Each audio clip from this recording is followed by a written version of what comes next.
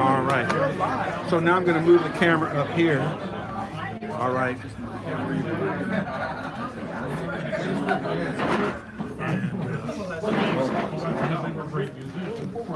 Stand here so you got something. Maybe move it like right. No, this way. A little more. Perfect. That way the green is behind. The green field is behind the camera. All right. So it's just from this, I think. Yeah. Okay. And then I'll get their attention at another moment here.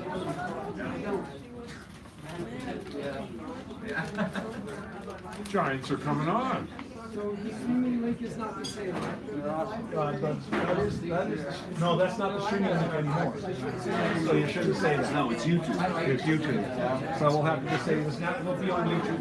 Live on YouTube. Go straight to You can YouTube. update that somewhere. Yeah, I will. Okay, and then we'll talk about the text. And you already have a link to YouTube, so Yeah. So okay. So we'll work it out the text and figure it out. I have to do that after the show. They can read it straight. You don't have to be silly about it. Some people are. Huh? I haven't been straight since I was 4. Okay. Yes, they do. Do it as quick as you So, can. well, whenever you're ready, because we're going now.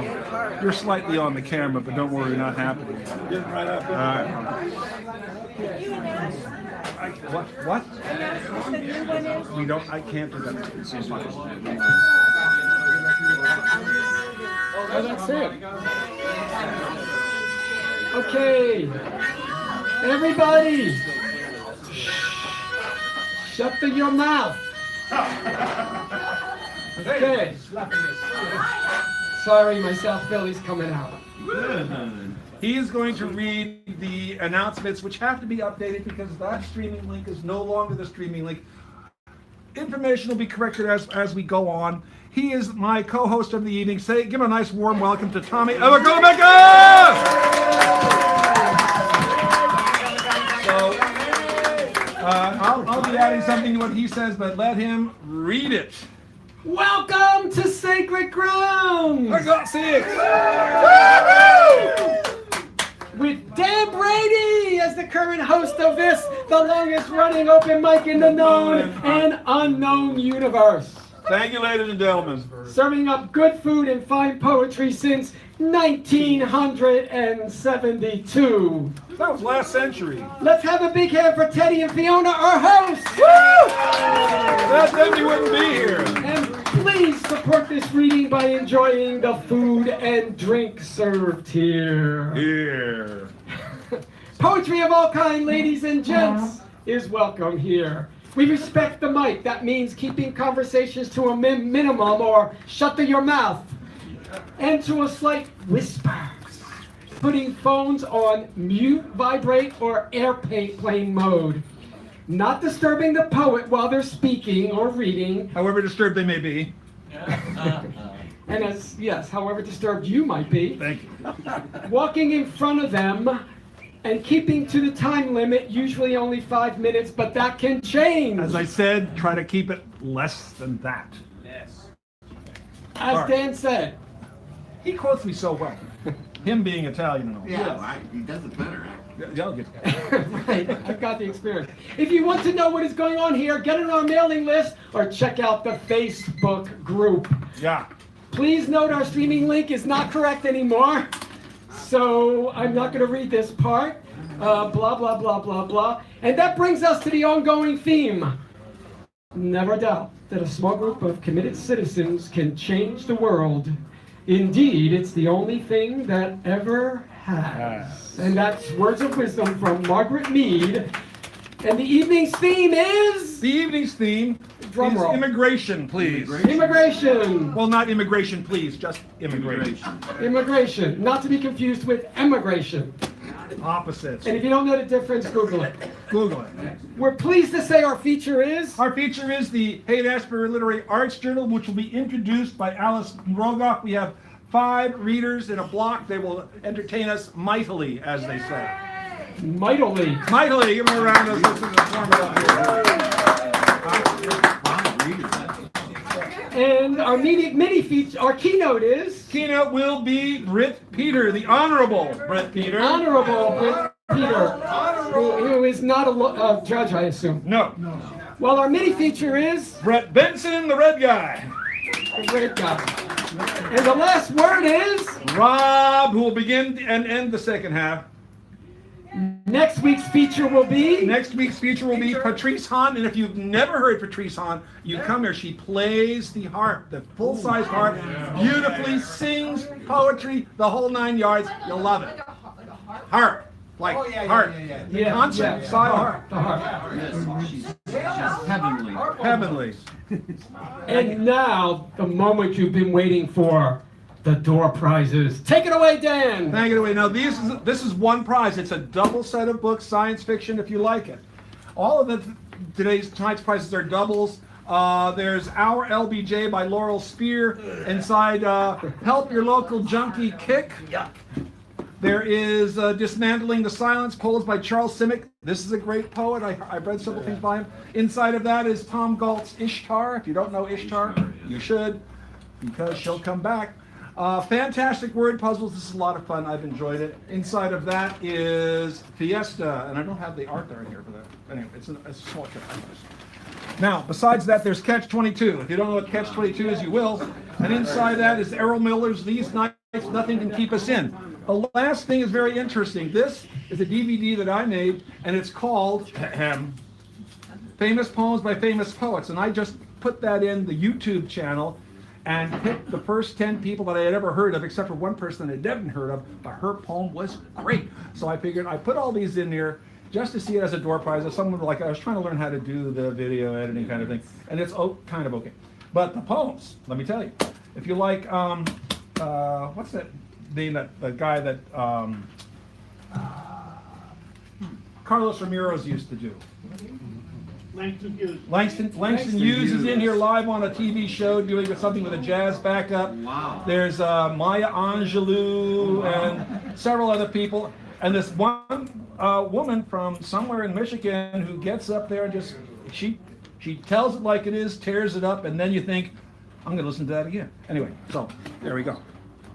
Be advised Yes, go ahead. that although we record the evening's video, if an audience member wishes to do so, please ask permission. You all know how to ask permission, right? Can I do that?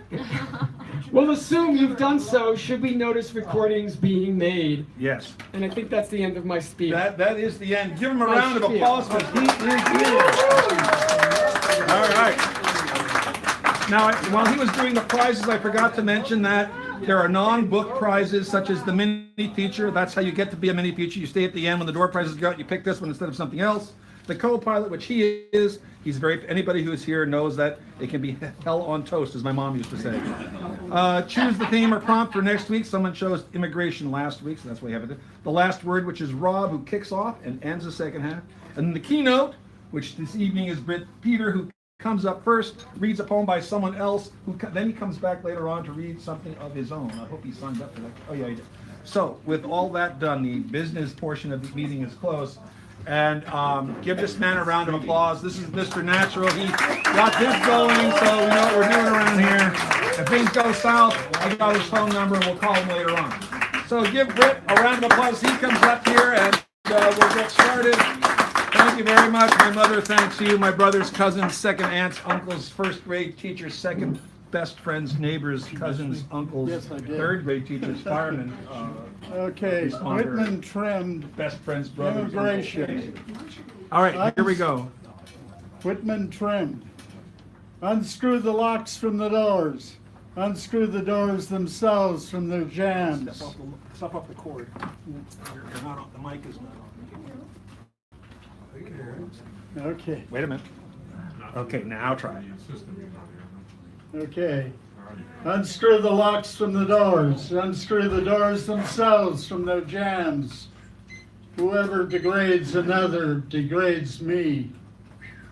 Through me, the afflatus surging and surging through me, the current and index. I speak the password primeval. I give the sign of democracy. By God, I will accept nothing which all cannot have their counterpart of on their own terms. That's the immigration. Who was that? That was Walt Whitman. Okay, all right, all right. This is Jack Gilbert on the Hunger of Poetry. Searching for Pittsburgh. The fox pushes softly, blindly through me at night, between the liver and the stomach, comes to the heart and hesitates, considers and then goes around it, goes deeper, searching for what remains of Pittsburgh in me.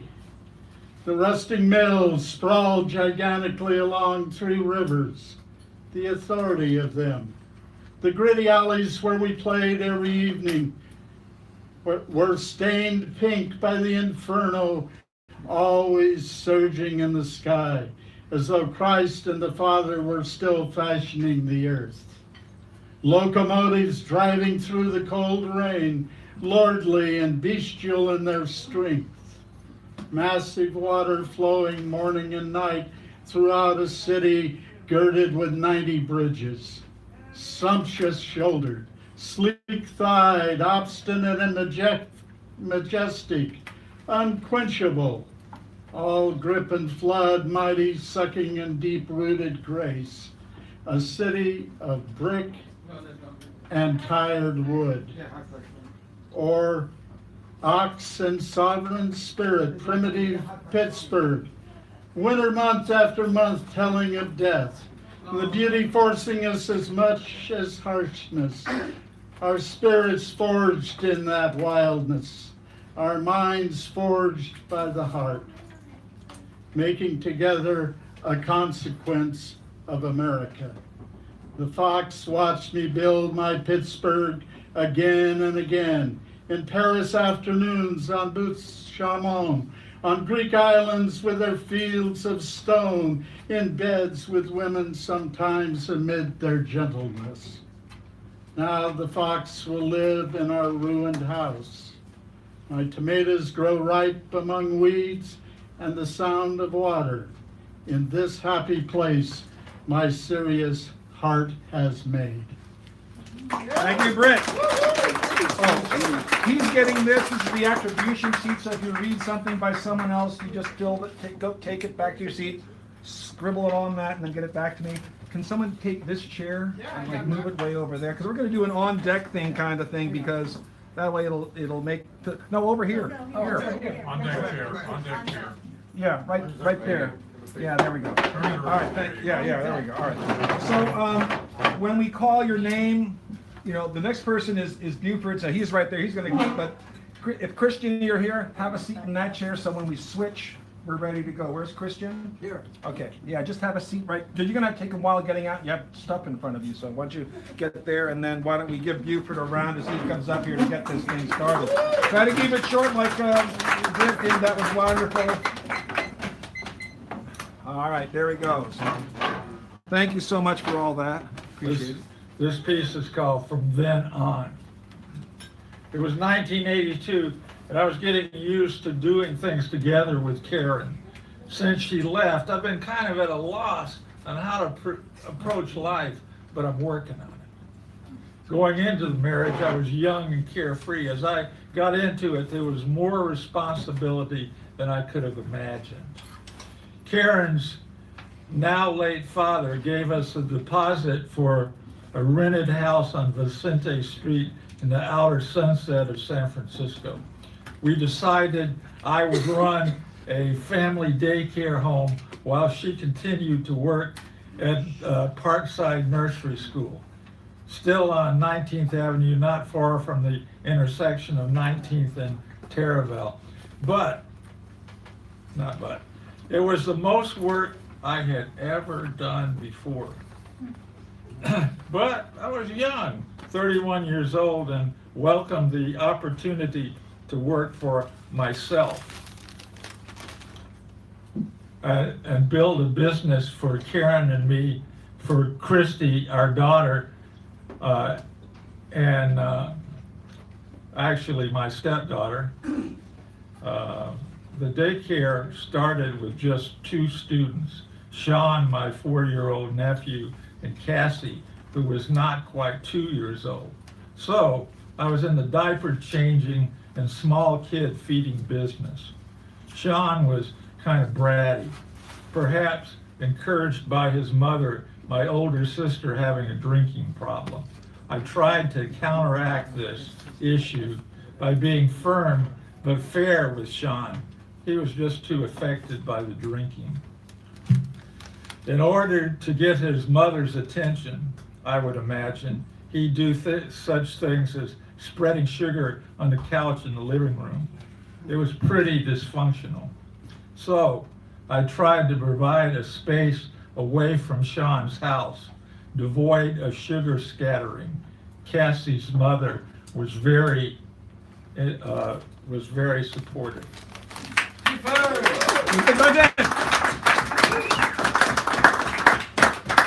Christian and then Tommy. So Tommy next, then Christian. Okay, Tommy, then Christian, and then after Tommy we got Paul Slade. Where's Paul? Okay, so you're new, yes? Yes. Okay, so we do a special thing for new people, just so you know. I know, but he. Oh, wait a minute, it's Richard. So Christian. Wait a minute. Okay, where's Christian? He's in his car. Okay, so Richard, are you ready? You want to go? Or you can, or he can go before you if you. I don't know what you want to do. Excuse me, who am I after? I got confused. Hold on. Oh, So- Yeah, sure. Okay, so just, so that way, okay, there we go. That, because it was, I want to say it was Christian, then Richard, then, okay. There we go. Give Richard a round, please. Haven't seen him in a while. Trying to keep it to a, So I got 2 things for you, and yes, I can get it done in 4 minutes. all right, thank you. Okay, so the first piece is by Tom Stoppard, and it was from Act 1, Scene 1 from his Rosencrantz and Guildenstern Are Dead, which was first put on in Scotland in 1966. Oh, and it's about what is reality. A man breaking his journey between one place and another at a third of no name, character, population, or significance, sees a unicorn cross his path and disappear. That in itself is startling. But there are precedents for various kinds of mystical events. Or to be less extreme, a choice of persuasions to put it down to fancy until, my God, says the second man, I thought I saw a unicorn. I must be dreaming. At which point, a dimension is added that will make the experience as alarming as it will ever be. A third witness, you understand, adds no further dimension, only spreads it thinner, and a fourth, thinner still. And the more witnesses there are, the thinner it gets, and the more reasonable it becomes until it is as thin as reality. The name we give to the common experience. Look, look, recites the crowd. A horse with an arrow in this forehead. It must have been mistaken for a deer.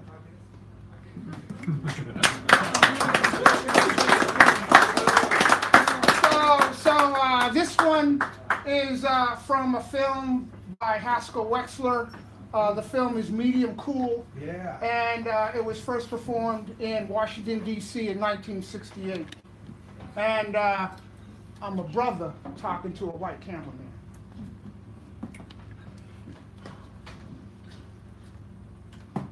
You don't want to know, man. You don't know the people. You don't show the people, Jack. I mean, dig. Here's this cat who's down and out, you dig? And he's nobody, you know? So he goes to his old man and he says, I'm nobody. I mean, I'm gonna die and nobody's gonna know I lived. So the cat finds a brick and he throws it through Charlie's window. Or he gets a gun and he shoots. And then he lives, man. He really lives, you dig? 100 million people see Cat on the Tube and they go, ooh, the invisible man lives. They know where he went to school, about his wife and kids and everything, you dig? Because the tube is life, man, life.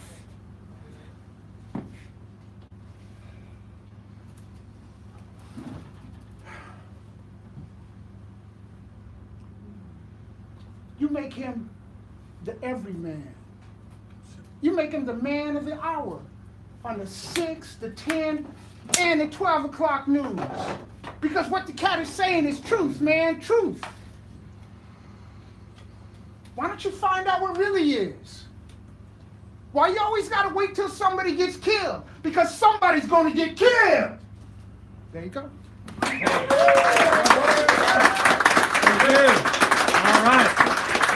So, Christian and Tommy's on deck. So, Christian, come on up. And then after Tommy, we have Paul. So, Paul, when Tommy goes up, you go to the on-deck chair. That way you can take things organized.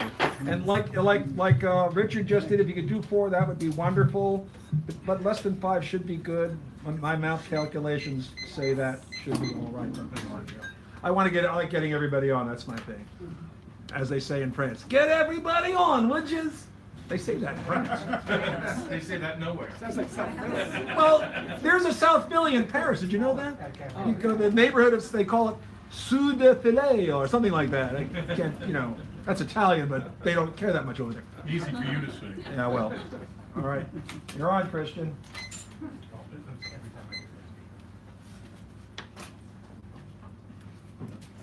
One badly colorized black and white film, a childhood enveloped in Gothic cruelty, back to that August afternoon, to daylight tainted by industrial smoke, to a toxic Great Lake between farmers and steel workers, so near and yet so far removed from the grass, dozed on below the lilac bush, unto the crawl by the pansy bed, to the irises, their sultry fragrance, an exotic antidote to the struggles and frustration of earnest parents who deserved less pain. How could the noisseur ever outgrow the incessant conspiracies of that Cromwellian society? The tintinnabulation of a female collie growling at a hooting owl, while in determined stealth a lone wolf marches through a hole in the fence and mounts the startled bitch whose unrestrained heat had attracted the wild male's ardor. These barnyard capers are not lost on the cricket, whose mating buzz penetrates the farmhouse wall. Awakened by this ersatz alarm clock, while the dutiful wife and a mouse in the chicken coop. The mouse confuses moonlight with dawn and is spirited off by the owl, while the wife searches vainly for the work dog who rounds up the cows. But all she encounters is the augmented oink of a sow escaping a dream of unrequited hunger. Yeah. Jen, thank you. All right, and now, Tommy Abercola-Mecca, give him a round of applause, please. And Paul, come up to the chair, and can someone give this to Richard? Where's Richard? You can fill in. Huh? Yeah, just so you can put in the the attributions. There you go. All right, Tommy. Sorry about that. To all those who conceived, executed, approved, spoke out in favor of, apologized for, or tried to justify separating families and putting children in cages, you should never be able to show your faces in public again. Your names should be forever synonymous with cruelty and inhumanity. Your gravestone should read, "Here lies a heartless, soulless piece of shit who thought that babies should be ripped from their mother's breasts." You should never be able to hear anything but the sounds of children crying and screaming, pleading for their parents, even when you're dead. Yeah, take that! They want us to forget what they said yesterday or even earlier today. They want us to forget our history, something even they don't know. That the people who came through Ellis Island and Angel Island over a century ago to escape poverty and violence were treated as inferior and criminal, even lynched. Others from their countries banned from immigrating here. They'd cry fake news if the media told them that. Even the grandchildren and great-grandchildren of those same immigrants would say that what happened to their ancestors has nothing to do with their hatred of migrants fleeing here to escape poverty and violence. These grandchildren and great-grandchildren see the migrants as inferior and criminal. They don't want them immigrating here. Question what they say, and they think you hate America. Yell at them in a restaurant or follow them to their car to protest children in cages or travel bans and walls, and it's uncivil. Unlike making jokes about separating families, mocking a disabled reporter or a prisoner of war, calling African and Caribbean countries shitholes, bragging about grabbing pussy, or ridiculing foreign leaders with insulting names. They don't want civility. They want amnesia. And finally, if I have another second, I'd rather be a pervert or a deviant than somebody's profit margin. Banks don't own my pride, nor does Wall Street or Macy's. I won't marry or buy a house in the suburbs, even with a lavender picket fence and the proper breed of dog. I don't want monogamy, heteronormative, or binary. Sexuality is a river, not a mountain. Just ask that straight guy posting for a blowjob on the gay hookup site. I'm still the same person I was before they discovered they could make money from my queerness. As long as I'm cleaned up, sterilized, G-rated, a clone of Ellen DeGeneres or Anderson Cooper. I'm out as an outrageous, queer as an untypical, male as in part of female. I'm a sexual outlaw. I have an insatiable sweet tooth. I eat men like candy. All right, hold on a second. Yeah, that was great. So this is a new individual here. He does not know how we approbate properly and with formal adieu and person to the mic. So for those people that know how that is done, I would remind that they don't have to be reminded, but the people who are not new here, it includes animal noises, cheering, whistling, stomping, clinking of glasses, a general hullabaloo to let this person know you're welcome, you're safe. If you can be half as crazy as we are, then you're in good company. I'll get back to me on that. So without further ado, Paul Slade. Come on, my nice friends. Come on, let's go.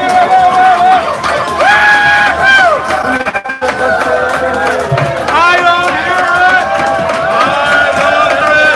I don't hear it! Come on! There we go.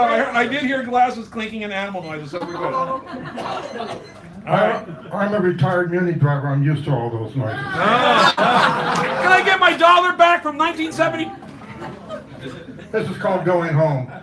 I was born in Haight in '48 in a hospital named for the Earth Father of a God. There have been many strides since over those baby steps in that neighborhood. This day, modern time, a Haight Street walk, starting across from the old Key Stadium. Back then, football sailing from the east and the west, not north and south. Hayden Stanton, new Dust Bowl fugitives, bivouac refugees from Crystal highways, speaking in soliloquies, utterances static as their dog Spike prances, ignoring the SFSPCA possibility. Down Haight, past the amoeba store, millions of notes, and I only have 2 ears. Walk past the new and old mercantile, Novo Hip, old wavy gravy emporiums, with aromas of kingdoms, without pavement. I remember the diggers. They were never quite the entrepreneurs.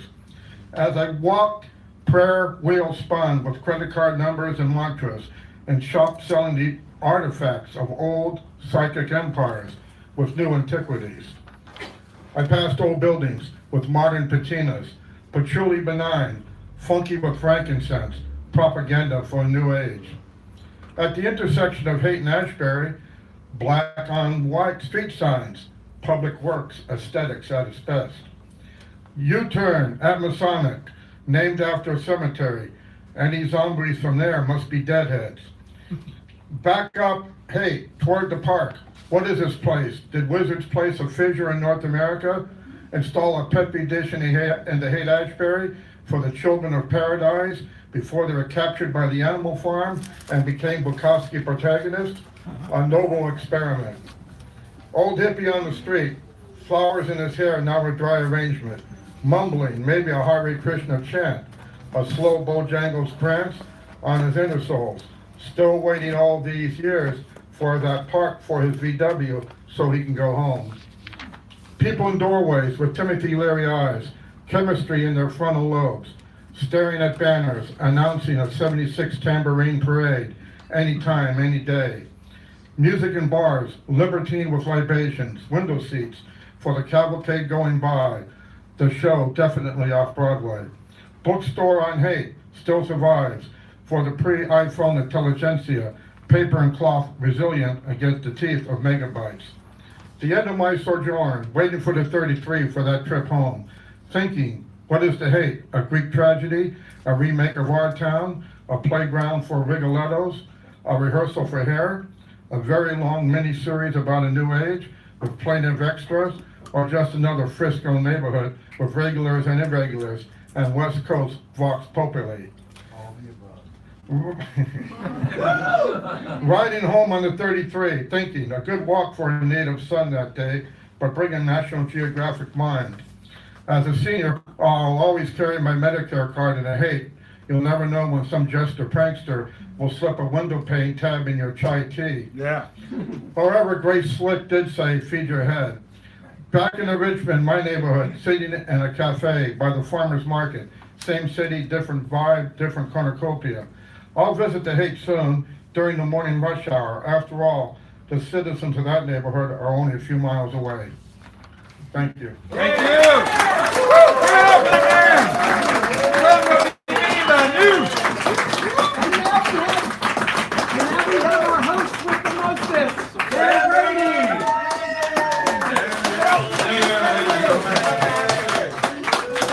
Tommy, who's on deck? What? Oh, who's on deck? Oh, who's on deck? Look for me. It's Alice. Alice is she's gonna introduce the Alice, yes. Alice. Alice, you should- So then she's ready. Thank you. You know, David, thank you for that. I really appreciate I all love the to throw help. darts at you, baby. Thank you. You're welcome. That's why I have acne. Wait a minute. I'll get back to me on that. Oh, so a couple of quick announcements, very, very, very briefly. It ends at the beginning. And then Runaway with the Wind is a story about a runaway who has a horrible home. That's why he runs away, or it runs away. I don't decide. I do not clarify whether it's a boy or a girl throughout the whole story. That creates grammatical problems. But despite the horrors of that situation, it is the wind itself who comes to rescue this person and help this person out throughout the whole story. And at the end, war is over, baby. Yeah. Anyway, so here we go. Also, next week, July 4th, we're not here, just so I've been saying that for a million years, but no. Okay, so I'd like to do A or B. Hey. Okay, all right. Shh, I got it. So, immigration, this touches upon that. It's a reason why one might want to immigrate, I guess. Somewhere beyond the sea. Oh, say, let us go to a beautiful place, somewhere away, far, far away, beyond the sea, and beyond what's there, to a lovely shoreline, where a broad and meandering strand is windswept and rippled clean. and the breeze snaps, and the air bracing, where ranks of smooth waves roll toward, then curl before the sublime water washes in, over, to sweep away everything with reflections of everything. Oh, let us find such a place, for we are in such need, a quiet place, where sweet winds hail and shade beckons, where cool clouds loft above the hills and their tree lines, where, from a dune's height at a goodly distance, we detect the movement of an indistinct figure, quietly, slowly strolling, alone in this vast scene, who then stops as we observe to look out upon the watercolors of both sky and sea, and makes something of a gesture, by which means we know this one seeks yet a further and farther quiet and beautiful place. For there are echoes and memories still too much, far too awfully much to bear, even with all this time, and in all this wonderfully beautiful and peaceful space. It's as if he or she knows that in the greater world, objective deduction has become useless, reason rejected, and corruption creates culture, forming a future of lies.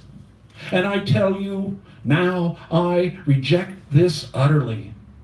There may only be us, here and now. Yet this matters not a jot. For the truth is here and now. It becomes us ever more so. Here and now a line is drawn. And if we have to fight that future, so be it. On and on. Centuries, millennia, making no difference to the truth. Thank you. All right. And now the Future Series set of poets are beginning. Alice Rogoff and Cesar Love, the editors of the Haight-Ashbury Literary Magazine, are here. She is going to introduce that a little bit, do some of her poems, and then the next series of readers are going to be people who are in that illustrious publication. I'm going to lower this for you just perfectly. All right. Thank you so much for that. Give her a nice round as she comes up here. Okay, I'll get her in there. Thank you. This is the most recent journal. It features Elaine Gerard, who's an indigenous poet from Spokane, Washington, originally from Montana. And there are 5 other readers besides myself who are here tonight. And I'm just going to read one poem, or maybe 2 actually. But I did bring something about immigration. And also Indigo Hotchkiss, who is one of Anna, and if anyone would like to get it, talk to me about it. But back to my poem on immigration. Immigration. Some people disappear at night, some during the day. ICE asking for papers. Going back to Mexico, just deportees. I saw whole families and half families go, mothers without children, children without a mother, 4 years of scrubbing a floor or making beds, then they were gone, back to over the border. The wind blows between lines on a map.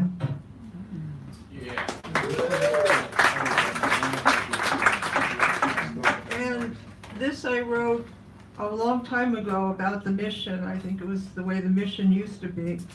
Street round 1. Everyone is making homeward through the street, their murky footsteps on a gray afternoon evening. The dividing line not clear today. The street, its usual caterpillar, crawling, wriggling. Sometimes the street purrs, rubbing its fat stomach on the bottom of everyone's feet. Sometimes the street is thin, robbed, lonely like a beach on Monday. Sometimes the street surrounds me, fences me, throws me, bounces me. The street, the beautiful street of glistening store windows, of plastic Madonnas, of used furniture, of jeweled fingers, the street like an open-air church.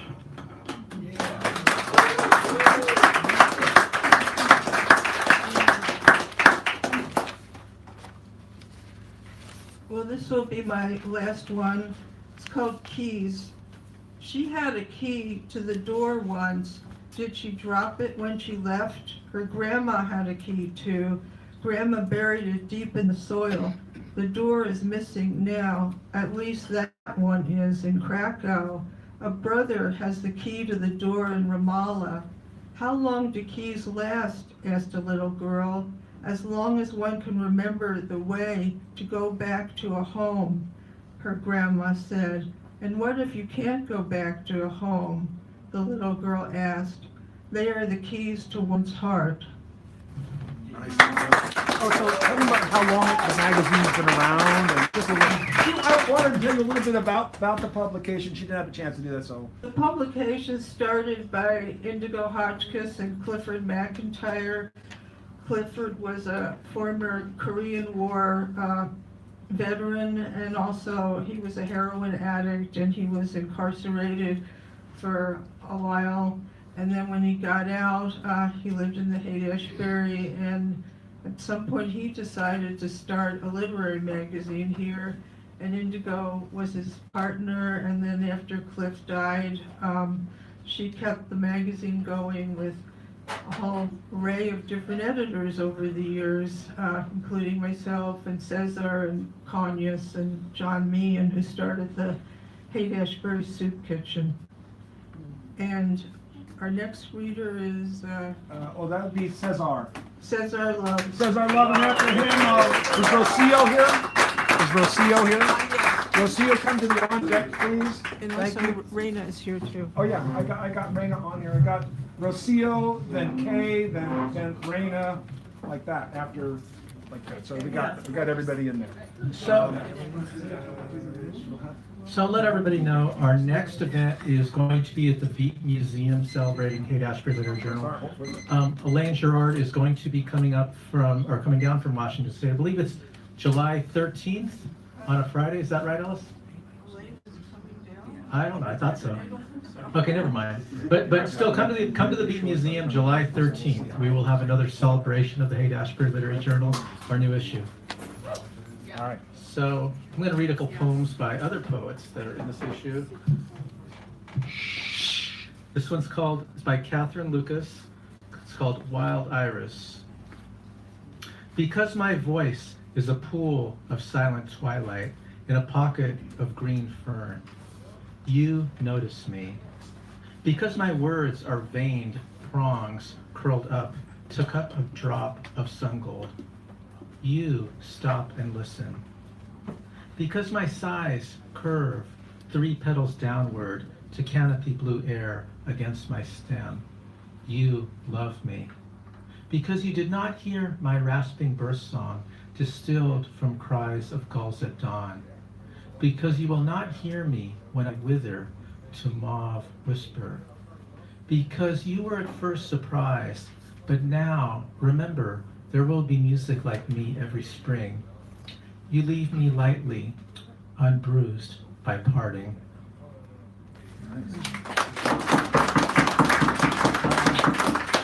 And this next poem is by Will Walker.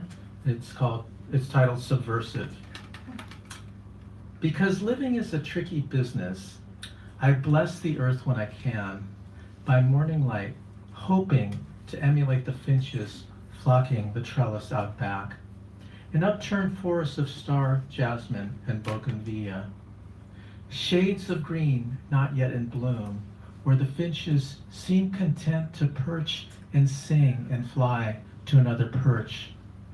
With no pattern I can discern, announcing daylight and affirming all that has led me to watch them in their busy work.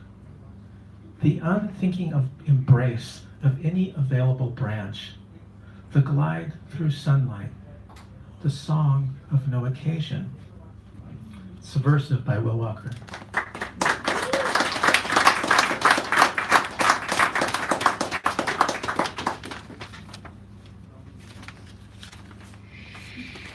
And so this poem I wrote. I was waiting for that. Called Red. Daybreak. Cuffs of my pants painted in cherry, a romp through the orchard of morning, all my birthmarks joyed. Noon, my pockets smirched in rose. The boy skyrockets to his afternoon. Cool waterfall pedals his bicycle. Dusk, still hungry after the harvest. Sleeves of my shirt smudged by blood. In the mirror, another beauty mark spent. Midnight, lapels of my jacket steeped in wine. The pulse of my cup chimes through the dark. I swing on red yarn, strummed by the moon. Okay, thanks so much, everybody. Thank you. Take a round for the other editor.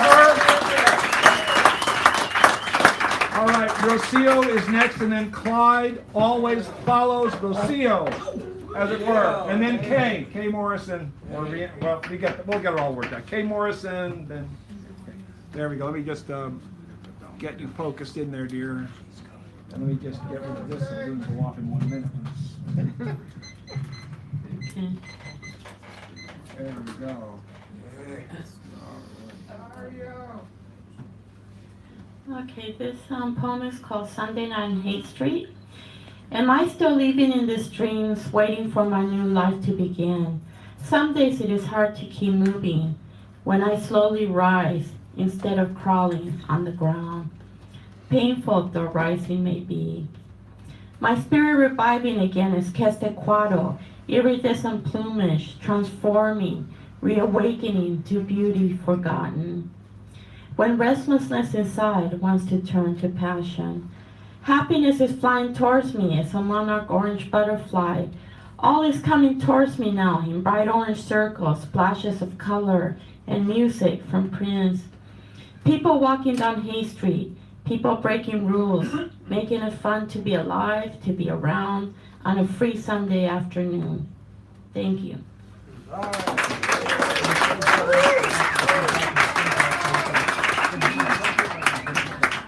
And this last poem is called Please Don't Die. It's about my mother when she died. I was 17 at the time. Please don't die.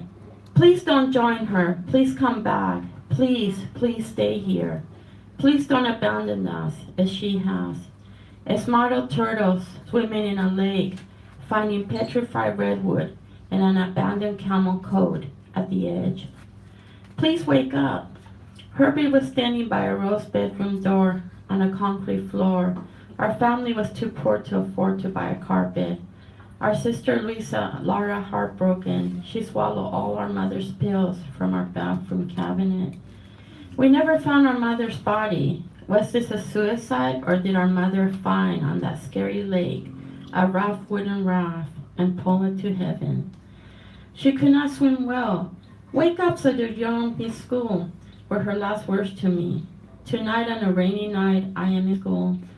I could sense our mother listening to us and every sound in our house after she died, even to the sound of lizards lying at the foot of yellow clapboards.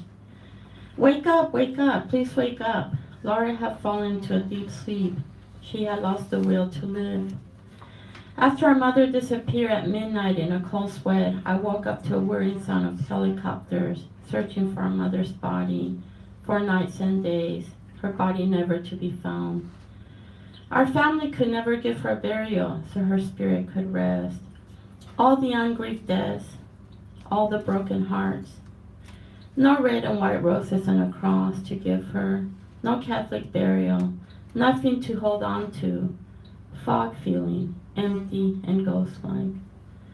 Ice blue crescent moon, purple morning glories climbing up the beauty of her soul. We are stronger than we seem. It seems to me that some things can fracture us. Wake my sister up after she had been sleeping for 3 days. Lucio, thank you. Clyde always, and then Kay Morrison to the chair, please, if you're here. Kay Morrison to the chair, thank you. Go, Clyde, you're on. Ooh, ladies and gentlemen, boys and girls, come on, come on. Come on, step on up, folks. Want to grab yourself a front row seat before they're gone. They're going fast. Oh, you don't want to miss this? Yes, time for another exciting installment of the Clyde Always Show. With me, you're always clever, always handsome, always charming host Clyde. Always, and I ain't no common carnival barker. I am The Bard of Haight. Yeah, and this is the girl with the lavender hair. I like this one. Oh, thank you, Dan. Back to the show. On a sunshiny day with the breeze of the bay flowing under the clearest of skies, between avenues gritty, they're set in this city where mountains and monuments rise. The park by the Mission, a likely position, was swarming with girlies and guys. Every bare-chested bro had a frisbee to throw. Every blogger a tweet for the feed. Every flannel and beard looked distinguished and weird. Every yogi enlightened indeed. Every fur-covered mutt had its nose in a butt. Every stoner a blunt full of weed. And the tower bell rang with a bang and a clang, but no creature there bothered to catch this voluptuous dame, the girl with the air of a queen and maneuvering as a cat in the flimsiest skirt which she dragged in the dirt, holding on to the floppiest hat. She was muttering words to herself or the birds, then she hawked up a loogie and spat. Whoom, that's when Muni and Bart and the popsicle cart, they all suddenly stopped in their tracks. And the rustling palms and the babies and moms, they went stiller than statues of wax. And the ravings of bums and the hippies with drums, they fell mum as the sweat on their backs. By the jungle gym tykes who had rode in on bikes, they all merged with the bricks in the wall. On the basketball courts, all the homies in shorts, they infused with the hoops and the ball. The burritos, guitars, all the double parked cars, they existed as nothing at all. Then the tall boys and shorties and hipsters in 40s, their buns and their beanies unfurled. And the picnics collapsed on a river of Pabst. All around in an eddy it swirled, while a big cosmic hole, black as raven of coal, opened wide and then swallowed the world. And alone in the night, flying high as a kite and suspended in darkness of space, was that purple-haired chick in the midst of a trick with a devious smirk on her face. She guffawed at her joke as she rolled up a smoke, and on stardust she lit it with grace. With an echoing boom, she respired a plume so enormous and ashy it soared, though as hot as it seared, it eventually cleared to reveal all the setting restored. The green grass under sun, all the folks having fun, loud as lions their revelry roared. In oblivious bliss, every mister and miss carried on with their happy affair, while apart in the drift, riding off in a lift, and not knowing exactly to where. With the park in the sky, just a spark in her eye, was that girl with the lavender hair.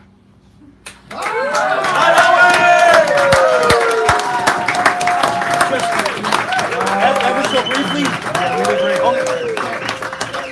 really quick, thank you to Alice for accepting me into the journal. This was my offering featured in that journal. It's called The Song of the Cottonwood Sea.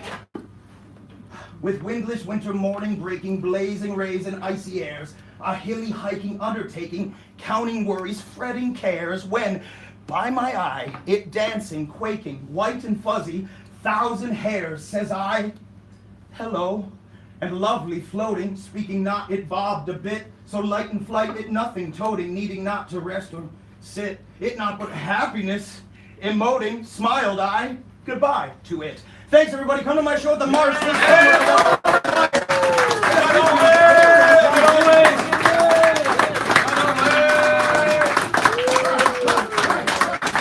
All right, so now I believe you're also new, correct? I am new. Okay, so you practiced with the other person, with the new person welcoming. So welcome, Kay Morrison, please come on, let's hear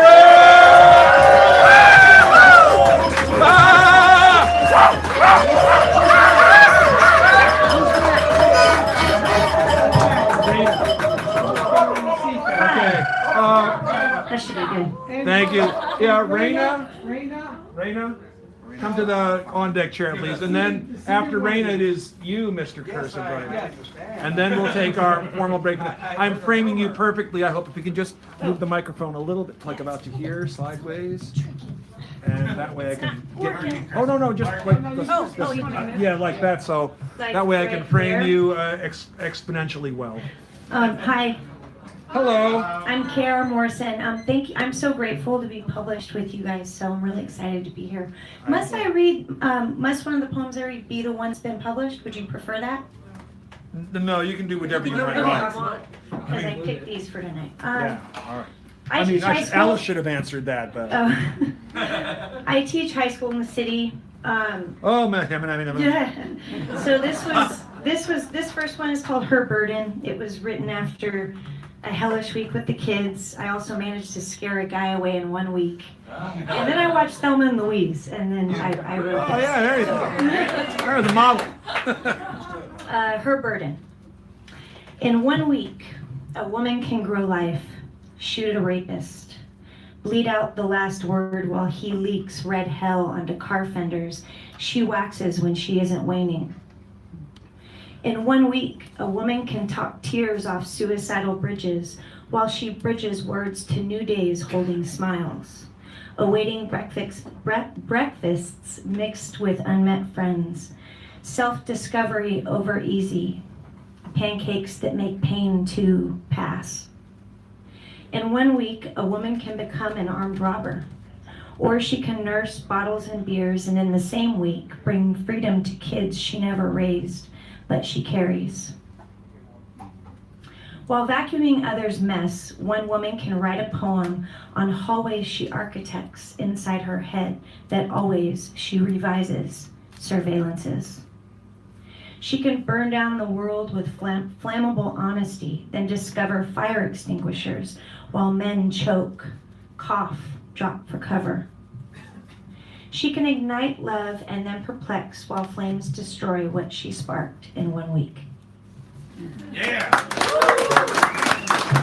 I got one more because I don't know if you know it's a full moon, and it's a big one. This is be a lot of outbursts. It's gonna happen. So. This is my dedication to her. This is called 8 Hour Shift because she has her 8 phases. Mother Moon is no prostitute, but she spreads her legs onto Gustav Klimt prints nailed onto burgundy bedrooms. She wraps her pale velvet thighs around one woman awake beneath stained black sheets, cold love replaced by remnant nightfall, wet violet. Mother Moon charges by the hour though, even for a harmless dance. For full price, she sends mariachis to balconies unswept, conjuring hearts starving, blue-balled and bereft. For a little less she hovers, broken-hearted tongues suck salt left between her breasts, her blood moon womb swooning for love inside sex, lonely and cauldroned, conjuring. Mother Moon naked blue arouses red inside my flesh. Left sticky by her libations, I hear my backbone think. My nightlight mother, I smell you inside my flesh when I awake to the daytime dead. My Mother Moon, always a pleasure, our business in my bed. Thank you. Hey, Morrison! And now Raina, correct? Yes. And then the Cursive Writer. So give her. She is also new, ladies and gentlemen! Come on!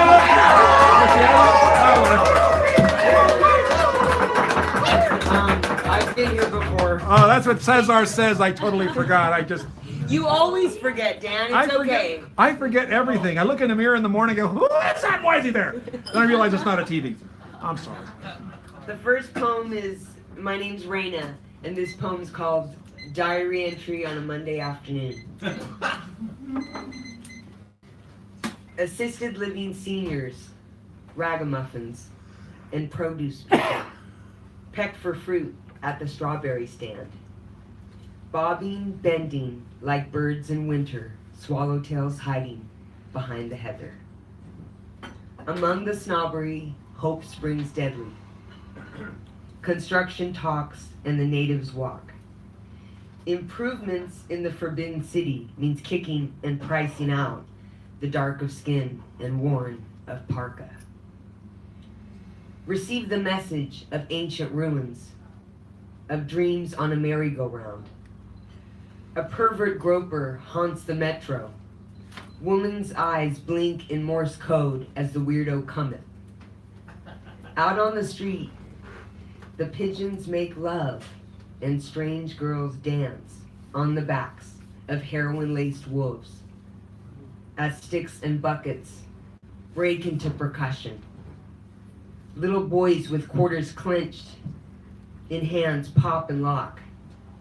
Lady pushers squeeze onto the York bus amid a symphony of insults. A boy named Justice, with a dove on his shoulder, coos peace. The boy spits his discontent into a cup. A generation killed by the police, Salem's Lot, eulogies and speeches. Bones of the techies will rebuild the city. Will the cries from our mothers stop the brutality? Junkyard dogs growl, guarding the weedy yards as the tenements fall. Yellow flower petals rain ribbons of color on the beer people, yelling sacrifices and sonnets into a microphone.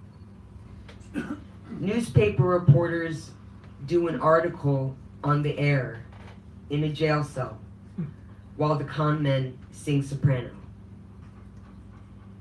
Feeling like Robert De Niro, a girl ducked into a car, a stolen Camaro, drove up to Twin Peaks and saw heaven in the gray eyes of a shaken child rappelling off the moon's western slope, scattering drops of empathy forgotten in the future on the creatures below. I'm going to the city, love walk with me.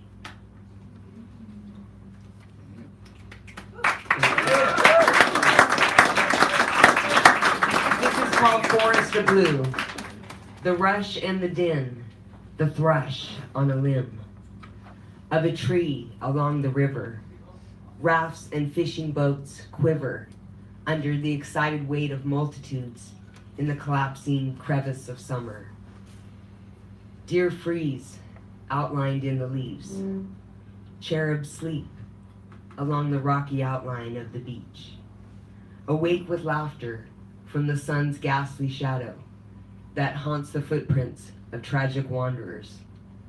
Little skulls drum dissension in the nefarious eyelids of the Department of Interior trees. Oh, thank you. All right, another newbie. Actually, not a newbie. Sorry about that. I always forget. Not a newbie. All right, so I really want to thank everybody so far. We have the Cursive Writer coming up now, and after him, we're going to take a quick break. I'm reminding you that I will try. The microphone will be off. This thing will be turned away from whatever, and let me just get that refocused. And just so you know that if you're here and you're talking, this is supposed to stream the whole time. So I'm just letting you know it's a new system and it looks better. So give him a round of applause, and he's going to kick off, end the first half, and go from there, as we like to say. I just want to say, help America defecate again.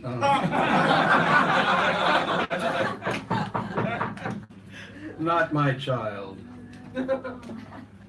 There are people who claim there are children on Mother Earth who are not their children.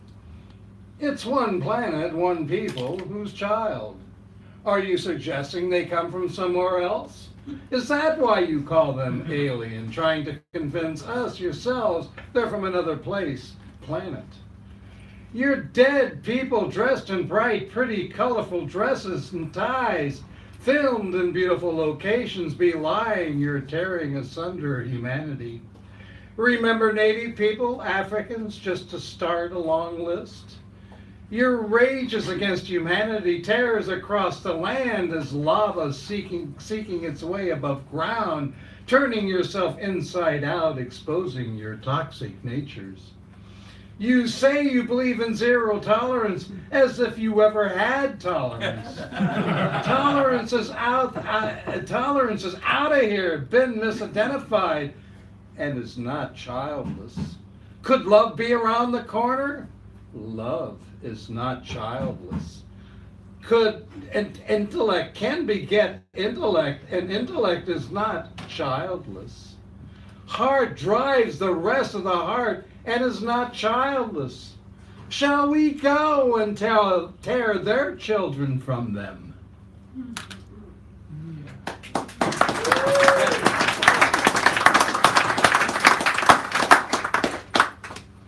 Wiping the tears, or wiping up tears. Wiping tears, letting them flow into waterways until all water is recycled to tears of the living. Wailings of joy, sadness tied to corners, turning into boxes of the drowned. Yes, even tears of joy one can suffocate. Immerse yourselves in love. What better way to a go-go as you swim to the surface in joy, ecstasy and breathing in climax. Those who think they can control you will not. You've tasted freedom to laugh, cry, scream, yell, love, loathe.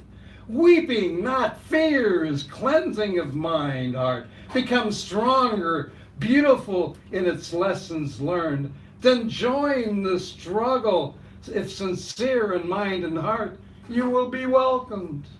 Learning lessons from the Lakota ceremonies, wiping away our tears.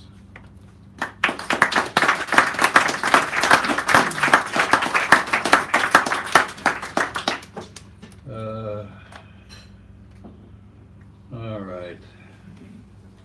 I've heard it all before. I've seen much of all this before. It might have changed in many different languages. When asked why, it's never answered. Standing with yes man, this is the age of rump speak, language that makes everyone less than human than his own rump. Hail, master of eyes, flies. Ashes fall from mouths of many gods, dignitaries. As birds fly over, defecate. Sea rises, tells everyone not to worry. As rump moves to higher ground, looking for tax breaks, workers he can con, never to pay for this new paradise. Hail, our sovereign Lord God. Hail, Caesar, George, Nero, Caligula. Lucifer wants nothing to do with this guy. Losers, as all will see in time. A fat, infantile loser whose talent is throwing fits and breaking things, pitting people against one another. A builder, ha, says Lucifer. He is the destroyer of things. Or haven't you noticed?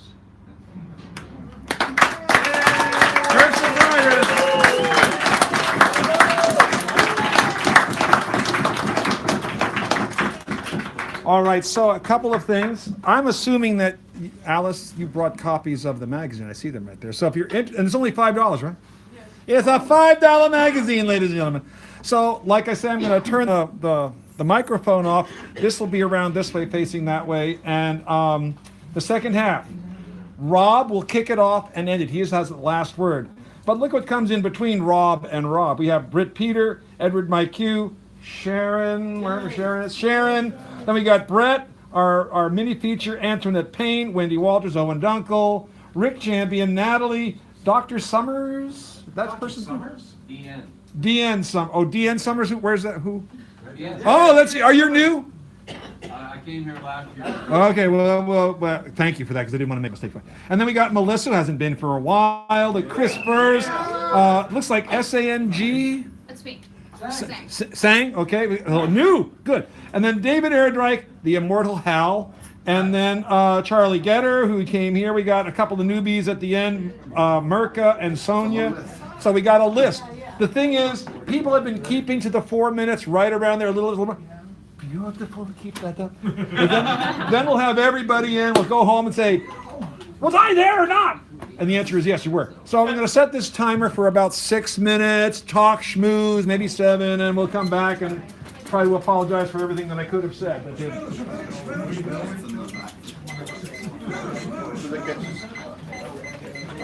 Yes, ma'am. Would you like to borrow a harmonica blues solo when I play my song? What key are you? I'm not sure, but it's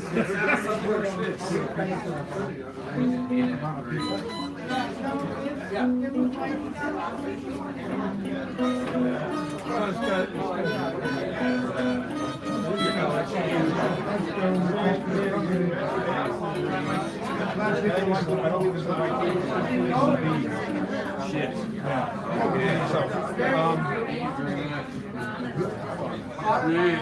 if you know what keys, then I can. Yeah. This is a B, so I can't really kind of like make it into an F.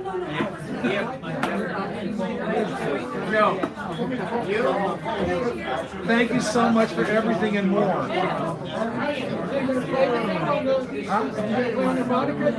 Well, we're not select keys. Yeah, make it B. So, I mean, there are calls that if I got up and just did cold, I would be exploring.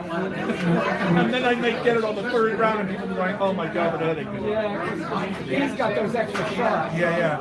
The thing, so the thing that was very interesting, you mentioned that I was in a chorus, our choir, and we go to this church because we're doing gospel spirituals, and this guy was a friend of mine, he was in the choir, he wanted to play a baseball.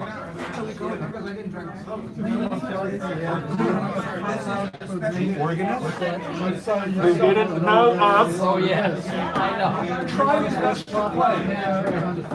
Dad, oh my God, Dad. So we're singing our high time, we're kind of the line because he's exploring. And then so we finally draw our shirts close, and then several people in the audience go, I was like, I think we should have said no, we don't want the accompanist, but it wasn't my choice. But it was one of the worst performances I've ever done. I soloed on the accordion. Yes, I just played the accordion, and I played the song in front of 400 people. I was not good. I mean, like I dropped it like 3 times. By the end, I got to the end. My brother, who was supposed to take me, who did take me, was not in the audience, even though he said he would be. He said I was great. Come on. So, I know. I know he didn't hear me, and I'm glad.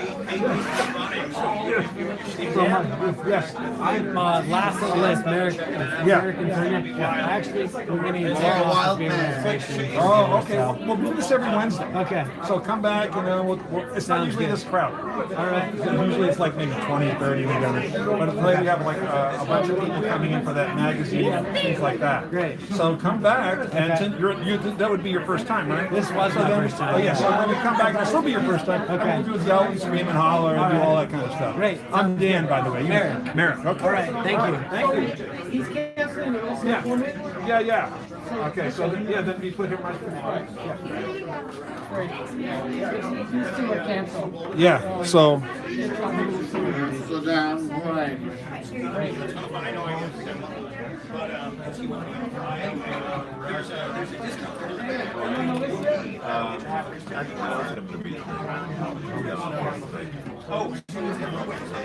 Oh yeah, just put yourself. Several people, a couple people dropped it. So I don't know. Well, we'll see how it goes. Yeah. Okay.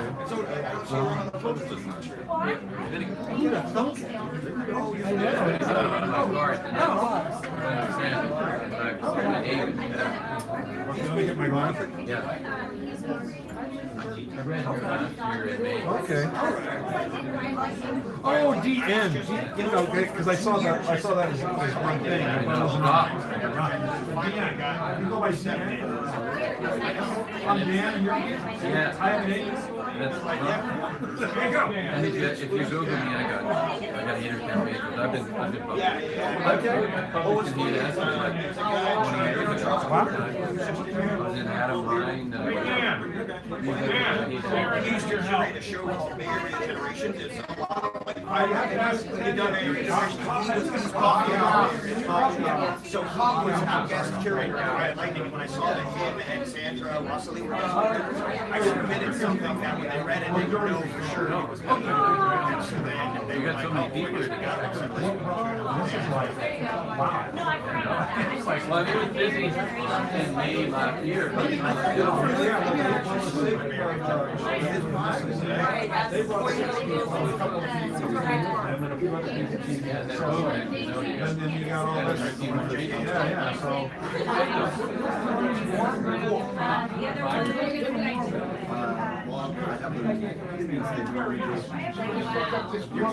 I'm sorry. I apologize.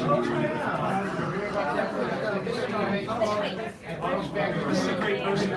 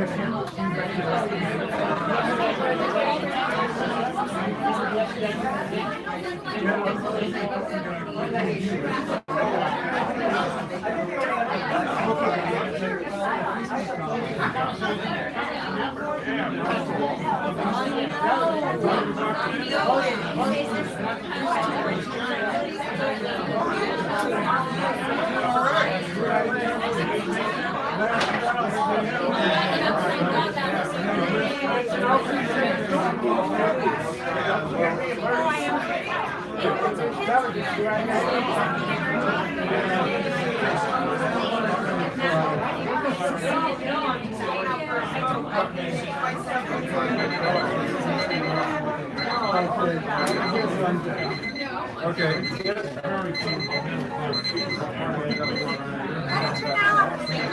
can you just get it? And I'm going to put this way.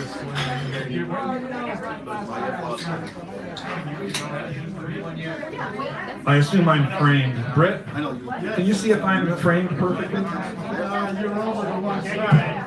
Like this? No, The other way. Is that good? That's good. All right, ladies and gentlemen, we are back. And like my friend used to say, what about that big local story, Ray? And yeah, I would always say, well, the comet is coming and Rebus Canibus tomorrow will do the jumping, weather and authorities permitting. Nobody knows that reference? Okay, never mind. All right, we're in the second half, the second show, as I like to call it. Can everybody hear me? Can I hear me? What? Yeah. Thank you. Yeah. What is it I was going to say? Oh, yes. Just a quick reminder about these two new books of mine. These are the draft copies. When I talked about someone helping me figure out the errors in here, that would be something we would work out with that person if you know them, and it would be like, you know, I would remunerate them for this kind of thing. So I'm, you know, anyway. So just so if you know somebody, put them in touch with me, that'd be great. And then, what else is there? The painkiller. No, not the painkiller. Who's the first person? Oh, Rob. Rob, where is Rob? He's on deck. Oh, he's on deck. He follows directions, ladies and gentlemen. Give Rob a round of applause. The extension closes super duper roller picks up his hip. Who's on deck? Britt Peter is on deck, and then after Britt we have Sharon. Then never mind. So yeah, Britt Peters on deck, and then after him we have Brett Benson. No, Sharon, then Brett Benson. Okay, so there we go. All right, sorry about that. Don't talk over the mic like I do, please. All right, I will get back to the theme when I close us, but here is a quick new poem. This is called Love Hurricane.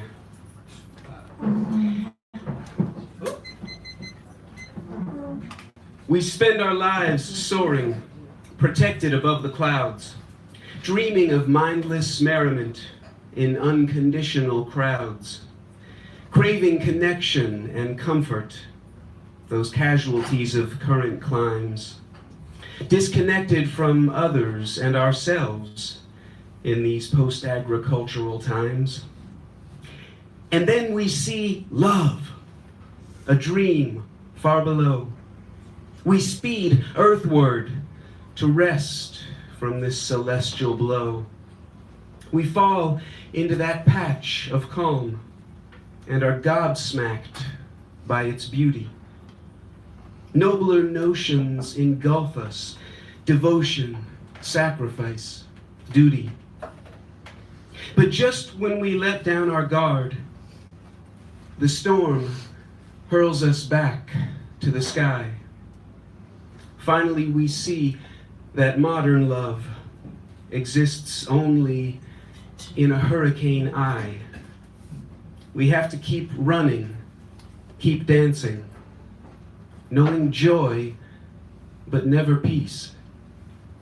Modern love is a moving target, and its chase will never cease. We'll be back to close it. Britt Peter is up, and Sharon taking the ongoing chair. Sharon, next chair. And give her another round for Britt as he waits there patiently for me. Or a square, or a rectangular, or a dodecahedron. Another immigration poem. Thank you. This man was a fugitive from the Tsar. Sam Levine, 1893-1986. Sam and I talk, his daughter and my wife away. The nearly bare table, wax cloth covered, 2 sets of hands resting lightly, 2 cups of tea, the kitchen window, the garden below. Listening to accounts, family politics. He wanted to tell me this: I went down there for them, etched and burning, not with hate but fervor, blood running through narrow corridors, and to one side his cache of silver dollar flowers stacked on the table to take home or give to friends. The conversation went on, listening, translating, byways and outbursts, opera, politics, candles. He invoked a terrible judgment upon nations and leaders, half English, half Yiddish. They are scoundrels and thieves. I read all the papers. I have seen this before. I know. Talk in memory frayed, questions not asked, vital statistics, entire lives and effort forgotten, the home village, the voyage over, jobs and neighborhoods, a few documents, fewer plaques to mark place. What year was that? Sam had lost mobility, no hats or cars, no ladies to drive around, his feathery brown beard, the afternoon air, attendants nearby, our small circle around him. He hums a Mozart tune and forgets our names. Yeah. All right, thank you, Britt. And now, the wonderful Sharon Scott Kish. Give her a round of applause. And Brett Benson, you're on the deck chair. These are our mini of the evening, and we got Antoinette after Brett. And thank you, Sharon. Let me focus in on you to let your beautiful side show to all the world to see. That's why I like this person. She takes no quarter. Maybe a dime of them. No. A couple of shekels. Yeah, a couple of shekels. Where are you from? You know. We have the custom, bring someone new home. First your relations ask, where are you from? Where are these people from? Just asking. Give them a frame of reference. And by the time they left, you knew. You knew if they didn't like the answers they got. No more in this house. This was really always related to teenies. But new adults, just inquisitive, ask. To acquaint themselves with the location, if your parents weren't familiar, do you know what you had to do? You had to go get the encyclopedia. Look it up and report back. All of our local merchants were from Europe. Kansas City's neighborhoods were segregated, and the merchants were from all over the world. Northern and Southern Italians, the west side was Mexican, the east side was Negro, and outside was white. German, Irish, Italian, Jews, Germans, all changing last names, dropping endings on names, losing native tongues, and spoken only when children are around so that they couldn't understand. All they wanted to be was WASP. All they wanted to do was blend in. Customs, holidays, foods, lost to some of these descendants. But there are those families that stuck to the tradition. Then, when someone discusses something, especially food, peasant food, proud of it, that what we think is new today, we laugh. Oxtails, greens, grits, arugula. Only the Italians ate arugula. Heirloom tomatoes, just old seeds.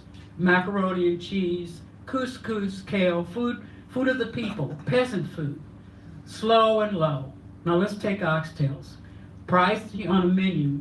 When you get them, you spend a lot of money. But the butcher used to give us the big ones, and the small ones for free. Woman says to me, she ate some at a restaurant. Oh well, poor soul, she just doesn't get it. She says they were tender. Of course they're tender, you asshole. Gotta cook these suckers all day, low and slow. Turks, Polish, Jews from all over, Lebanese, Italians, Irish, German, Mexicans, blacks, French, Canadian, Greeks, Austrians, Swedish, Norwegian, and Danish. Laplanders too. All made the true melting pot, bubbling pot, living over stores, working 6 to 7 days a week, sending kids to school, and paying all the bills out of that famous sugar bowl. Citizens, more than likely they were not. Couldn't read enough English to take the test, but honest, hardworking folks. So love, hope for the next generation. Parades, block festivals, visit the unimaginable building of the city brick by brick, school by school. Some moved, some stayed in the end for a better life. So many years ago, the government gave reciprocity to anyone here who could prove that they paid their taxes and were not criminals. I asked a friend of mine, a restaurant owner, how was it? How did it go with his staff? His response, 98% Irish, English, Canadian. Everyone knew they were from other countries, but when the face is the same as yours, your parents, you overlook it. It's very easy to overlook. But we prepare to the target, brown, yellow, red, black. Birther, this is what this bastard says we are. We are not birthers. Look at your wives. Where are they from? Yeah. What did they do to get here? Your aunt, disgraced in her country. Your mother, they came here to marry rich white men. And they did. Yep. So now, I say to you, President Tiny Hands, look in your own backyard.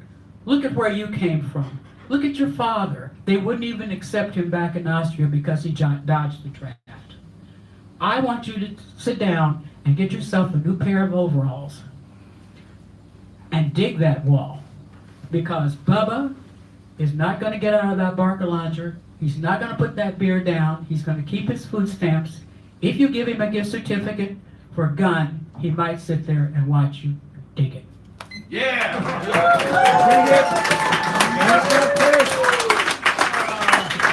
All right. And thank you.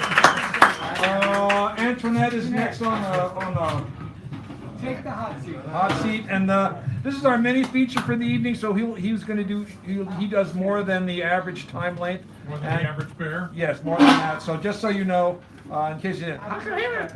So he is our mini for the evening. And we got Antoinette, then Wendy, then Owen coming up after that. So give Brett another little bit of applause there. Am I good right here? Oh yeah. Here now you are. Look at that. Oh, wait a minute. Turn a little to the left. No, now to the right. Now, yeah, now this way. Yeah. Oh, yeah, look at that. Smile. Framing you. Now genuflect. Genuflect. Okay, haikus for you, Dan. National Health Council.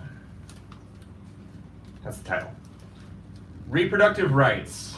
A 6-man panel judging. No females in sight. I remember that. Yeah. Politics as usual. Debates. Evolution. Facts. Creationism. Stories. End of discussion. Another roundhouse. 3 a.m. in the city. Girls wear high heels. 90% of the time, they end up barefoot.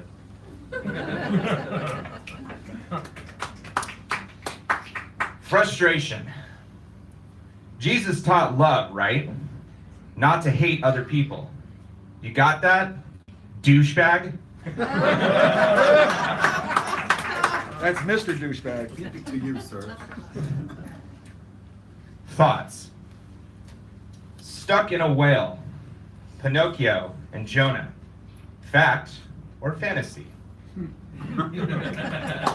Fake news.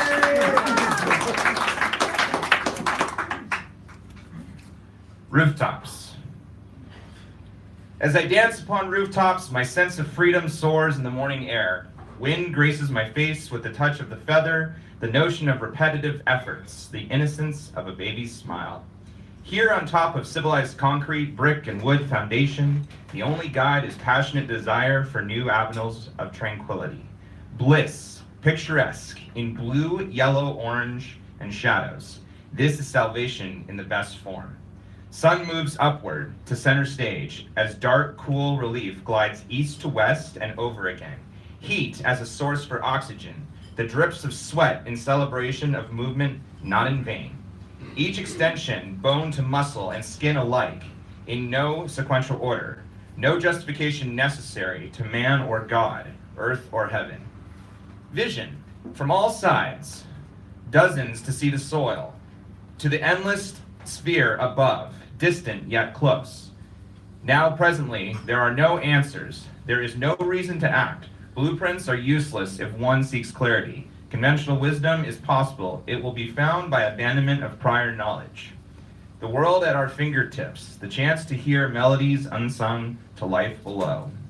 Fertile ground in changing leaves, flora unharmed, may drive to sunlight, drum beating, music lies within. Orchestras of ecstasy, spilling pages, author unknown, date and time to be determined if at all necessary. Seeds of salvation as the light turns. Sacrifice, none to behold, but that which may come in a willing soul. Far from the brink of judgments, holding fast, steadfast to the sacred rights just to sit and be. Opportunity, destiny to reach out for revelation in our own right. The right to live out our premonitions, free from torture, harassment, struggle, rare in position, a few seconds of blissful time. That the nueve lights may come to being in one perfect line. Free spirits here will tell you, look for the path within your own mind, before the world turns again and frozen dreams are left behind.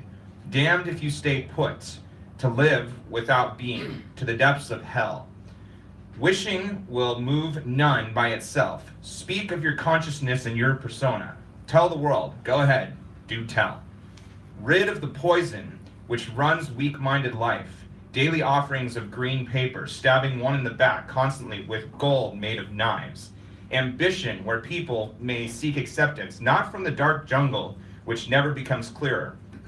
It is reflection in plain sight, finding meaning in the most simple mirrors.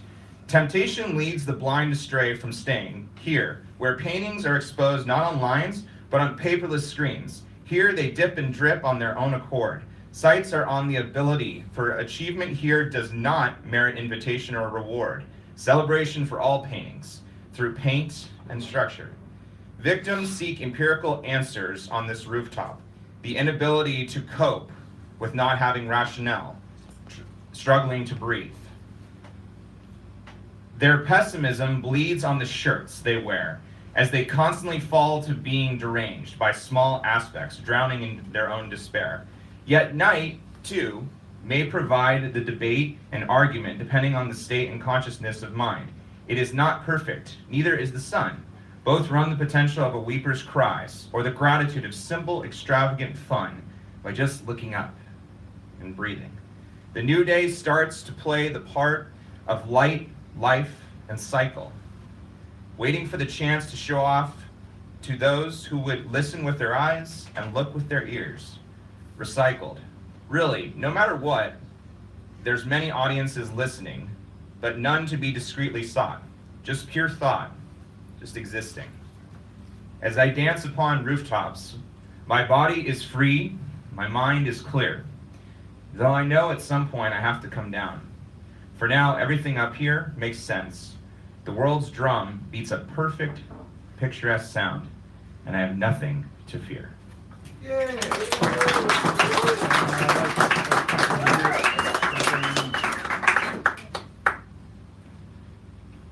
A daily thought to make myself better, to make those around me better. Be light. Just at the end of the day, however you can be, just be light. Thank you. Our minute for the evening. Brett, Anson, and now Antoinette and Wendy's on the deck chair. Give Antoinette a Payne a nice round of applause. And then after that, we got Owen, and then Rick, Natalie, Deanne, Melissa, Morgan Freeman, Alistair Crowley, and Marlon Brando. And the X-File people, those guys that never, ever got. I can't remember their name. Yeah, Sully and Mully, or Mulligan and something or other. Untitled. You are my space of Thanksgiving in this lonely hotel room with radio playing at night. Red kisses, joyous oranges, waiting on sad dresser all day to come home to pounding red love. Music is perfect, sad, unreasonably extreme. Smooth pools welcome knife thrust vividly in rough carved heart. When foggy afternoon leaves slash ocean wind through solid blue sky, made for climbing along coast ridges on our own island. Past top rail we see goats in rocky meadow, each as white as sails. Small ones running off to edge into wind, then back over dauntless yellow grass flowers. Old one, ears lifted for words to arrive over waves.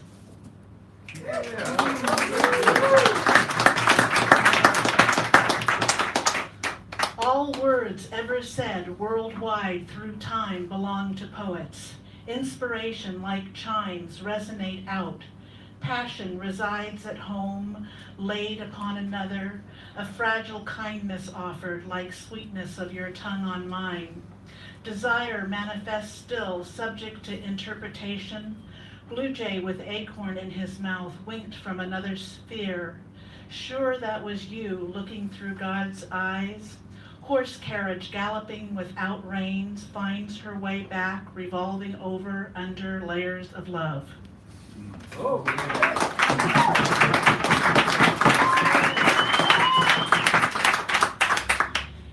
Grateful for memories, hot, dusty August afternoon, lying in weeds carefully where no one can see. You put my hand there. At night in the park, stalks bend up at night when we are gone. Twice shattered light inside heart of stone under mountain at bottom of the sea. Antoinette Payne, ladies and gentlemen. One of those famous people who, he goes by her regular name, not the stage. Okay, Wendy Walters is now, and then Owen Dunk will come to the on deck chair, please. Yeah. Wendy Walters, a lovely reader, my wife and partner for all these decades. Can you move this, please? That and that'll help me frame you in beautifully. You're perfect. Oh yeah, perfect. Okay. I just want to start briefly with a quote from a friend of ours who passed away about maybe 2 years ago. Yeah. Who was a really intelligent man and very, very funny. His outgoing greeting on his phone was just hilarious every time we called. And anyway, he would say, His famous quote. he would say, and it's on his little, the paper now in Golden Gate Park, he would say, the trick is to become unstuck without becoming unglued. So true. Yeah. Here, here. And I don't have a poem, an immigration poem per se, but what the heck? We're all immigrants. Yeah. And I think when we have our rallies and protests, every single person, especially people not of color, need to wear in big bright letters, I am an immigrant. Yeah.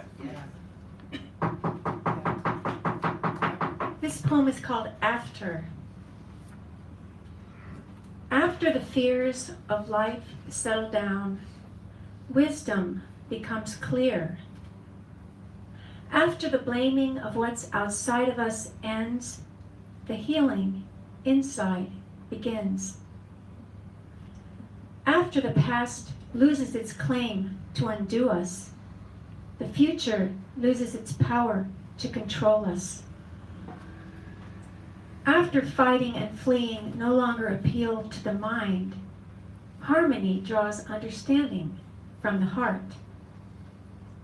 After fear and blame dissolve, and past and future cease to dominate the present, after the fight or flight treadmill, despite its magnetic pull, nevertheless still cannot prevent the heart from transforming our thoughts.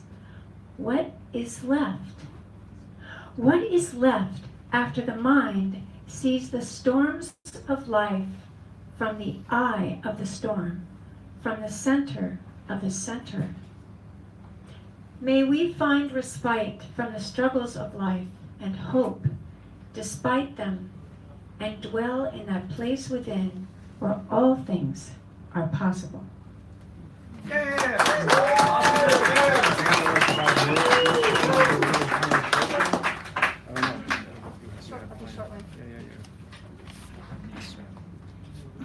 Too little love.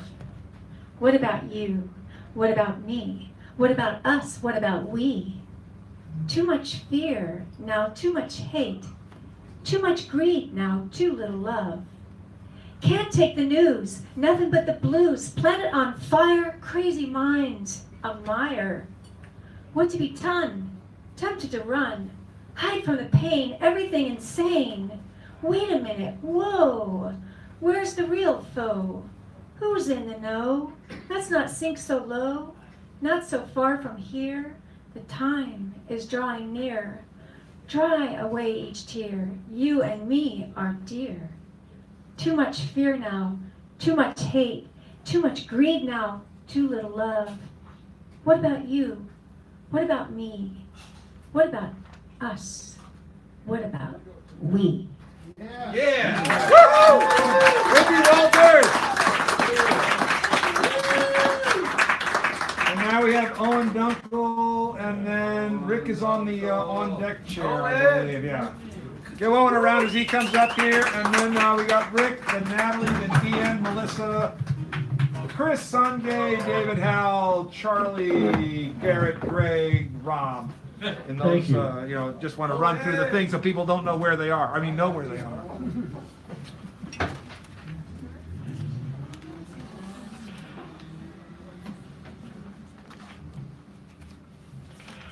14 lines on a theme by Jack Spicer. A day's like all days, the shoddy sun, the concealed moon, maybe will shine tonight. The poem appears behind a bush. The poem is all the joy of a wild rabbit. Elmer Fudd suppressed the metaphor. Every metaphor before it appears on the page, before it climbs between your legs. Someday metaphor will be beneath the sea, hiding where you cannot find it. no matter how hard you look. I like an Aussie, a mad Aussie, chasing after what he thinks he wants, chasing and cooking every metaphor he finds on the planet. No, the planet is not the spice box of Earth. It is Elmer Fudd's garden.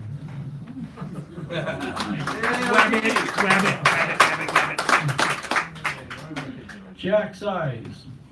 At the North Beach Library, there's a large picture of Jack Kerouac typing on a teletype roll. His eyes not tired, but expressionless. Of course, a Pisces is different. And go out and type again, anytime, any place, anywhere. Yes, type all on the road. His eyes are like this poem. They have everything and nothing to say.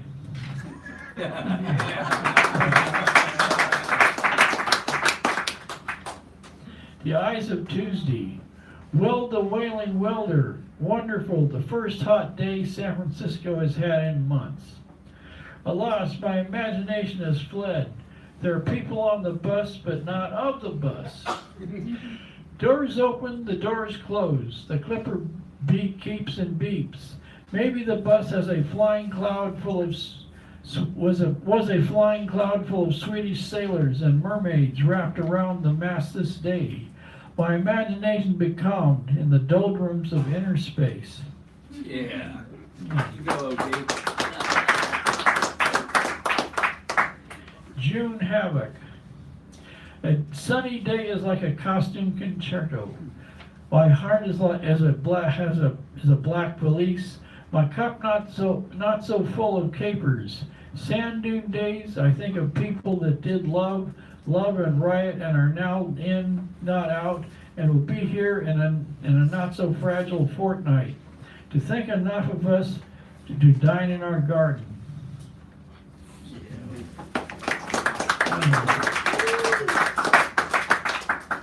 Bills. A bill is a pill because Bill the Pill said it is. 2, a bill may not mean but be. 3, a bill that barks and sends tiny sparks into the black night.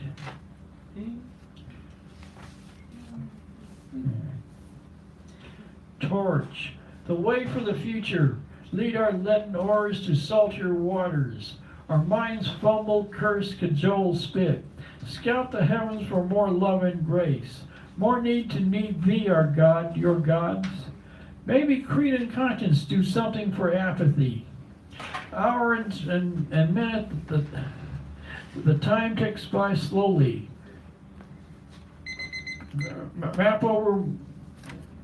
Empower more men, even children, to greet and care. Mile over mile, our smile a saunter's tale, a trail along a beaten though unforbidden path. Guile I have none of, blind or wrong and glorious as Milton. Sand and leaves, the way of dust and snow. Stand up, poets, many though few. Thank you, Mr. Owen. All right. Rick, and then who's next? Natalie. Natalie's on deck, and then Deanne, Melissa, like that. Yeah. All right, let me frame you in there, buddy. All right. This is a scientist, by the way. Oh. Well, you know science. You're a science guy. Right. Oh, lose guy. Yeah. Lose guy. Yeah, we need to talk. Okay, we can talk. La Bestia. And you will know what La Bestia is. The alien among you shall be as one born in your land. Recall that you were once aliens in the land of Egypt. A person's dignity does not depend upon them being a citizen, a migrant, or a refugee. Saving the life of someone fleeing war and poverty is an act of humanity. Pope Francis. The trumpet blared, caravans coming to break our laws. women, and children. The Mexican government is doing nothing. I wondered where the truth lay. I recalled posters in second-hand buses announcing pilgrimages. Perhaps the caravans were processions reenacting the way of the cross. Good Friday was near. Manos extendidos, which means helping hands, offers respite for migrants. Men had ridden on the back of La Bestia and had arrived, worn and often abused. 4 days of rest. Then they made way for newcomers. Walls with murals recalling the artist's own way of the cross. Leaving town, we were delayed at a rail crossing. The train went on and on and on. It was La Bestia, the beast. Men used to ride on top of the boxcars, but now, with triangle roofs, they would slide off. We went another way. We never saw the tail of the beast. Easter came and went. After several weeks, the New York Times reported that the migrants were held at the U.S. border after crossing the desert, as the children of Israel had followed Moses through Sinai. Exodus says that God hardened the heart of Pharaoh. Why, I wondered, would God do that? If God had left Pharaoh alone, would he have been an okay guy? This is a literary device, meaning that Pharaoh was a merciless tyrant. Trumpet blasted again. You wouldn't believe how bad these people are. They aren't people. They're animals. The migrants were stopped at the border. A friend survived the civil war in El Salvador. A guerrillero appeared at her house demanding 100 tortillas. She had none. Then I will kill you. She had tortilla corn. The soldier worked the corn grinder. She patted the cornmeal into tortillas. When the pile was big enough, the soldier left. God had softened the soldier's heart. Something God can do for anyone who allows it. My friend is today an American citizen living in San Francisco. Yeah! Here we go. Thank you.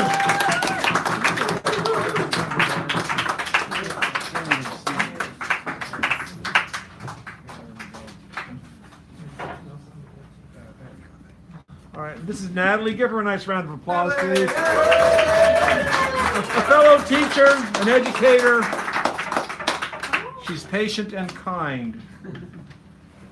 This story is called The Petition. It's by my mom, Vidalia Vaden. It's about her family's immigration experience. Mother's beautiful olive complexion had turned sallow. Father's hazel eyes had darkened. He took off his work boots and threw them across the floor in anger. He shook his head in disbelief. A Hispanic family had never lived in the neighborhood before. In 1949, the neighbors did not welcome them. Mr. Jackson was circulating a petition to get us out of the neighborhood. Mr. Jackson, even though he had filed the petition, asked Dad to take him to the doctor. We learned to put up with each other and get along as neighbors. Mr. Jackson became unglued when our ball landed on his front lawn. One day he stopped raising his voice at us. Perhaps he got used to the noise of the bouncing ball and the screeching laughter that children make. The petition was denied, as Mr. Jackson did not have enough of the required signatures to make it valid. Gradually, he came to his senses and realized we were not a threat to the neighborhood, but an asset. When my older brother, Paul, had decided to become a United States citizen, Mr. Jackson became his sponsor and mentor. As time went by, the neighbors began to wonder why we never screamed or raised our voices. According to them, we were quiet and well behaved. What they did not know was that our parents rewarded us for doing our homework, doing our chores, and being respectful. They took us to the show, which was only 10 cents, and on warm days bought us ice cream cones. What I do know is that basically we are all the same, that we have different skin tones, languages, and cultures. When you really think about it, we are more alike than we are different. I am so proud of my parents for how they handled racism. They chose to ignore it and continued living their life. They were determined to live the American dream, and they did. They lived in the same house for 48 years as they raised and educated 7 children, not only to obtain college degrees and be successful, but to be good citizens. My parents had turned the community around with their kindness and acceptance of others. They were excellent neighbors. Because of their positive influence, people were more willing to accept one another and work together. With perseverance and understanding, most things can be turned around for the better. Family champion! Beautiful! Thank you. Dean is next, and he has been here before, even though it has been a while, correct? That's right. All right, give him a round of applause. We got Melissa. The hot seat, Melissa. 1967. I used to come down, was at UBC in Vancouver, Canada. I'd come down through here and then I'd go surfing. And 67, 68, 69. My dad was born in New Hampshire, and I've been in Haight-Ashbury a long time ago, just after I got out of college. I also was in the Adam Mine, which was a revisit to the Haight-Ashbury. And a friend of my brother's had died of AIDS, and I wrote a poem called In the Next Room. The 2 poems I'm doing today are published poems. Got very active after I retired. Went to the writer's studio in Simon Fraser, and got involved with a thing called the Thursday Writing Collective. It deals with recovering and recovered addicts. And I'm a recovered alcoholic, 31 years, so I fitted right in. And this is out of their 10-year In the Heart of It All anthology, 10-year anthology. And it's based on me coming down from a mill town in the north of British Columbia. My dad had a mill there. He lost it. He was broke. We came into the eastern part of the city of Vancouver, and we bought a house because a woman had died there, and it sort of goes from there. It's called I Remember.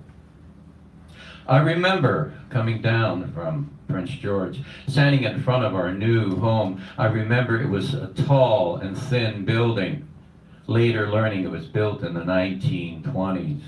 I remember my mother was crying, and I was holding her hand, wondering why. I remember playing in the backyard. The grass was taller than me and hid my older brother in our hide and seek game.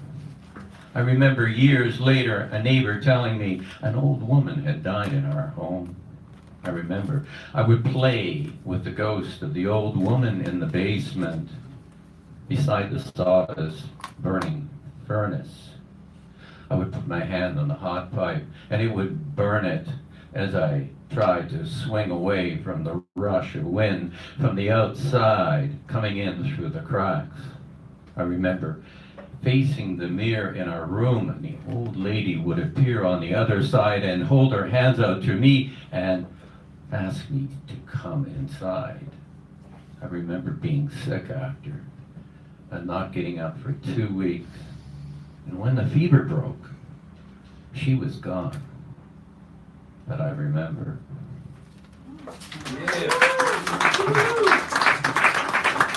This is a poem that is now published. It just went into the River Babel in California here, and it's about my brother who's been dead 11 years. He was a teacher alternate school and loved the kids that had been kicked out of every single school in the world, and he brought them into their school and gave them an education, got them going on their life. So it's a quote from Tim Bilburn. My brother, my eyes. Walking down to the beach to the beacon, and the large aluminum crab snapping the air at the planetarium, shifting through mist and sunlight, shuffling small stones away from our feet, we would talk of everything and of nothing. The day turning and slanting towards us like a hungry cat eye, one eye blinking, and the sea would slush and hiss near the edge of sugar-shaped sand, wandering and wondering what if and why, while the path rose towards the rise, towards the marine, slouching shoes filling up with dust. A few dragonflies followed in the spring, hornets buzzing angrily in September, shifting shapes against the morning until the afternoon tea collected us at the coffee shop. And you, starting in flesh and later becoming a memory. Thank you very much.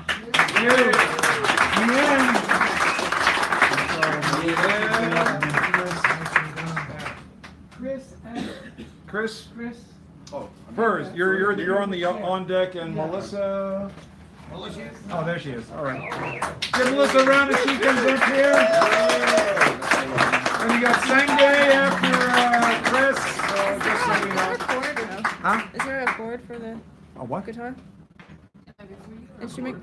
No, that's okay. Oh no, yeah. I didn't think I about mean, you could. Yeah, I don't know. No, you'd have to. I don't have. That's it on okay, I don't need it. We can hear you. Yeah. You want me to put the mic on the guitar? Nah. Okay, let me just focus on you then. I usually read my poetry here, but I haven't played a song in front of an audience in many years, so I thought that I would step out of my comfort zone.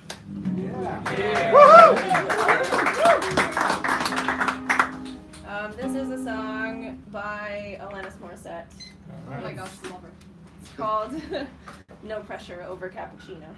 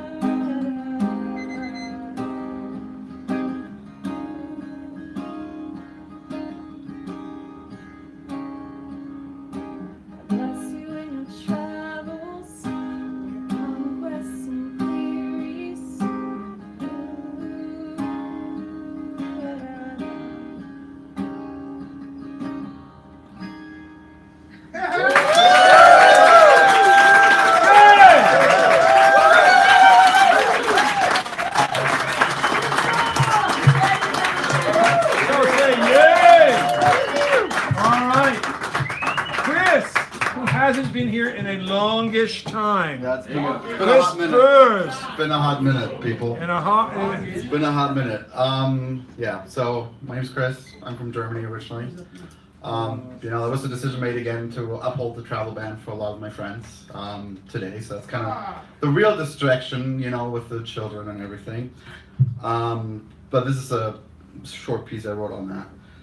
I came as a 17-year-old child to the US and came with the hope of a better life, or should I now say I came here as a second-class citizen with the hope to be allowed to stay. The American values I came to appreciate the most, hospitality, freedom, diversity, and the inclusiveness of all people, is what made me proud to live here.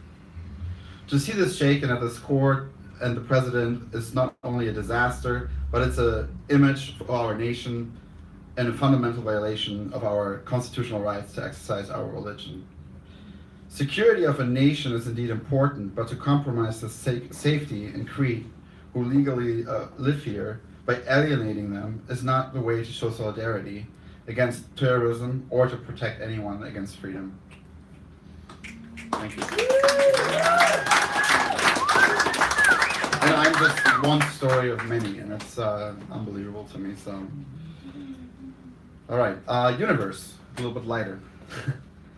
I saw you clear as day, leaning against the wall, even though it was night. It was like a new dawn was shining onto your face, and even though I haven't seen it many times, it was like my first sunrise. I walked over to you when it seemed an eternity away, and I began to feel the universe pulling me towards you. I could see your sweet perfume in the front of me. It was stardust in the sky. I asked you if you wanted to grab a bite to eat, and so we did.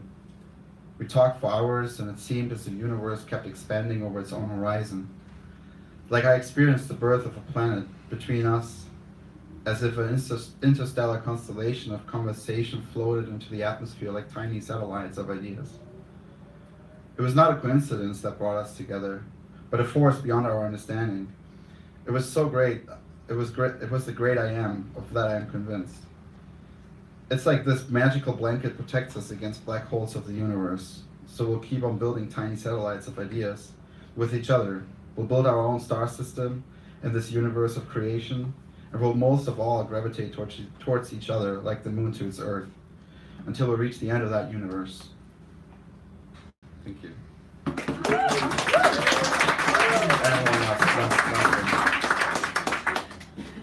Ashes. I have this monster inside me, and it reeks of alcohol and cheap perfume. It sits there on the edge of a volcano called Heart, waiting to erupt. Sometimes it glows when I open my mouth, and you can see the lava flowing into the bowels of my regrets. This one time it did erupt. It vomited out so many empty words steaming on the inside for way too long that by the time they were flowing out of my tongue made out of stone, it incinerated the pool's soul which it was spewing at. It's fueled by unspoken, misspoken, and broken words. This tiny little monster just takes control of it all. It's a big shadow covering the soul and places a mask upon myself, glowing through my skin, but really scorching the hand which touches my face. I don't know how much longer I can take it before I burst into flames, leaving nothing behind but ashes. It feels cold sometimes when the lava flows. Oops, sorry. It feels cold sometimes when the lava. It feels cold sometimes when the lava turns into molten rock around me after it's done slowly flowing over the feelings left behind. Volcanoes erupt every 100 years. Once, but my heart beats every minute about 75 times.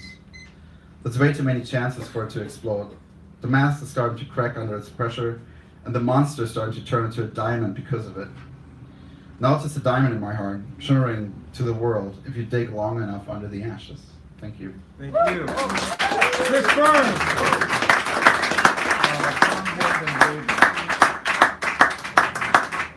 Just a follow-up to what he said, there was an interesting statistic that I read. 1/3 of all the Nobel Prizes granted to Americans were granted to people who were immigrants as children. Yeah. 1 out of 3, or 35%, something like that. I'm working on mine. Thank you. Yeah, there you go. All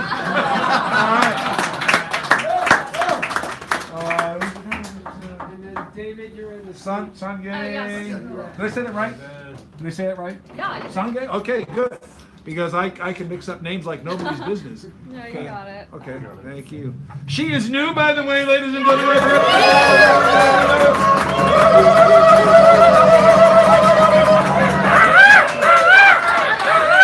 Thank you. So this poetry name is The Type. Everyone needs a place. It shouldn't be inside of someone else. If you grow up the type of women men want to look at, you can let them look at you. Do not mistake eyes for hands or windows or mirrors. Let them see what a woman looks like. They may not have ever seen one before. If you grow up the type of women men want to touch, you can let them touch you. Sometimes it's not you they are reaching for. Sometimes it is a bottle, a door, a sandwich, a poulticer, another woman. But theirs hands found you first. Do not mistake yourself for a guardian, or a muse, or a promise, or a victim, or a snack. You are a woman. Skin and bones, veins and nerves, hair and sweat. You're not made of metaphors, not apologies, not excuses. If you grow up the type of women men want to hold, you can let them hold you. All day they practice keeping their bodies upright. Even after all this evolving, it still feels unnatural. Still pulls tight the muscles, strains the arms and spine. Only some men want to learn what it feels like to wrap themselves into a question mark around you. Admit they don't have the answers they thought they would have by now. Some men will want to hold you like the answer. You're not the answer. You're not the problem. You're not the poem or the punchline or the riddle or the joke. Women, if you grow up the type of man want to love, you can let them love you. Being loved is not the same thing as loving. When you fall in love, it is discovering the ocean. After years of puddle jumping, it is realizing you have a hands. It is reaching for the tightrope when the crowds have all gone home. Do not spend time wondering if you're the type of women men will hard. If he leaves you with a car alarm hard, you may learn to sing along. It is hard to stop loving the ocean, even after it has left you gasping salty. Forgive yourself for the decisions you have made, the ones you will still call mistakes when you tuck them in at night.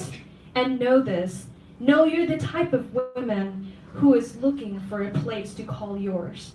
Let the statues crumble, you have always been the place. You're the women who can build it yourself. You were born to build. Those are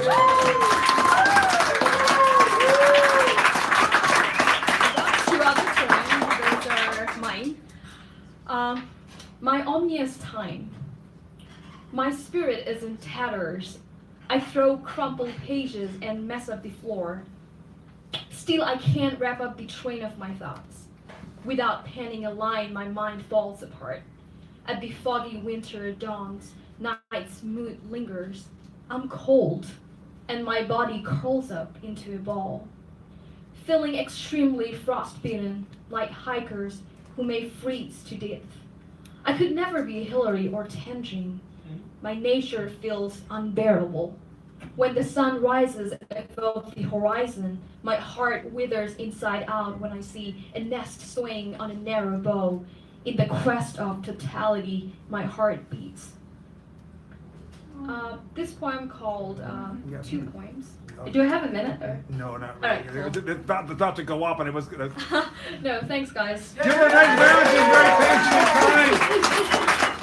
I hate to have the beeper go off in the middle of a poem. So. All right, Hal, you're on the deck, and now we got the Honorable David Erdreich. Give him a nice round of applause. He's used to applause now. He's used to it. So don't hold it back just to think, that he can't take it or anything.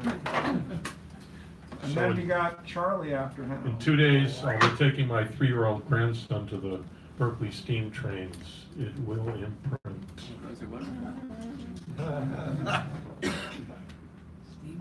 Cinderella. I am tied to your rose, I am stuck on your thorn, I am bound for my bloodlust for a poem. While others are searching for a six-pack, I simply maintain a small keg. Keep it simple.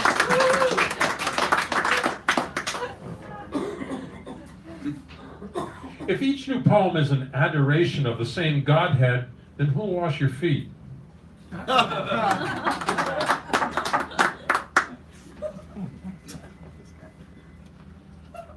Die, caught, me. Every American is a mutation. Every American is an evolution. The haters have not come to terms with their own transformation because they cannot see their roots. They have no idea that as far as the limbs stretch, so too do the roots.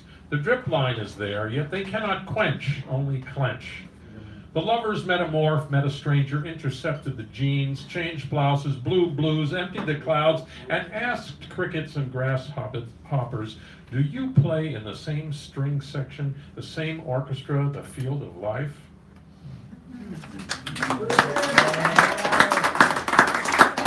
I went to sleep early in the evening, and in the middle of the night, in the wee hours, I woke up. Even every incomplete project, yammering, no rest for the wicked, no whist for the record, imponderable to have regrets for deeds yet undone.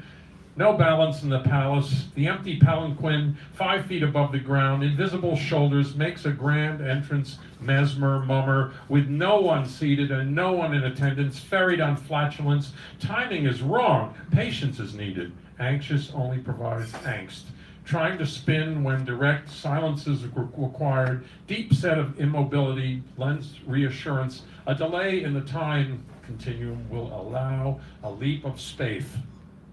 Put down the crowbar, uncouple a boxcar, release the spillway. Embers are flying. Aurora Borealis is baking star stuff, making cometary cupcakes, filling the nostrum with lightness of being, threading string theory through black holes, impaling the galactic core with dark matter, gamma gamma ding dong, then torquing it on its axis. Magnetic magma magic. Thank you. Thank you.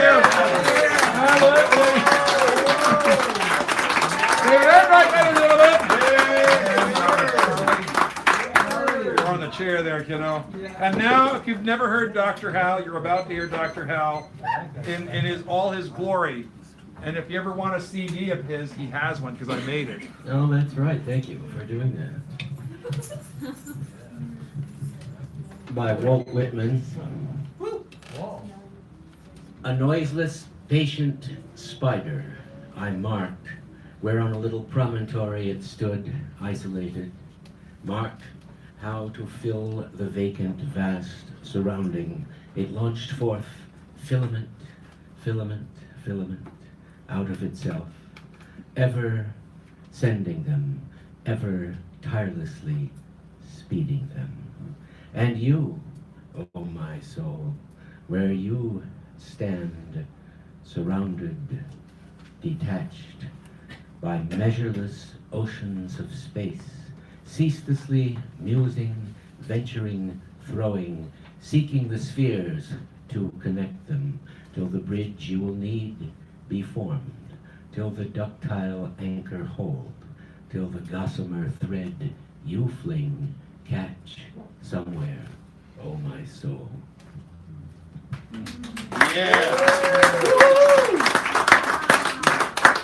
And this is by Lee Hunt. Abu Ben Adhem. Abu Ben Adhem, may his tribe increase, awoke one night from a deep dream of peace, and saw within the moonlight of his room, making it rich and like a lily in bloom, an angel writing in a book of gold. Exceeding peace had made Ben Adhem bold, and to the presence in his room he asked, what writest thou? The vision raised its head and said with a look made of all sweet accord, the names of those who love the Lord. And is mine one? Asked Abu. Nay, not not so, replied the angel. Abu spoke more low, but cheerly still. I pray thee then, write me as one who loves his fellow men. The angel wrote and vanished. The next night it came again with a great wakening light, and showed the names of those whom love of God had blessed. And lo, Ben Adhem's name led all the rest.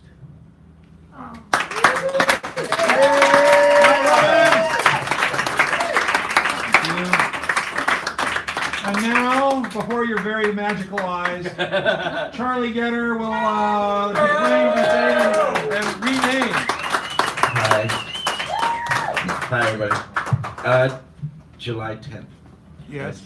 July 10th at the, I'm not even going to use it. Don't even worry about it. He's not going to use it. July 10th at North Beach Public Library. That's a Tuesday. When am I featured here? Do you remember? No, not at the moment. Okay. But he is featured. It's coming up. I know it's. I can't remember. Eventually. Eventually. Hi.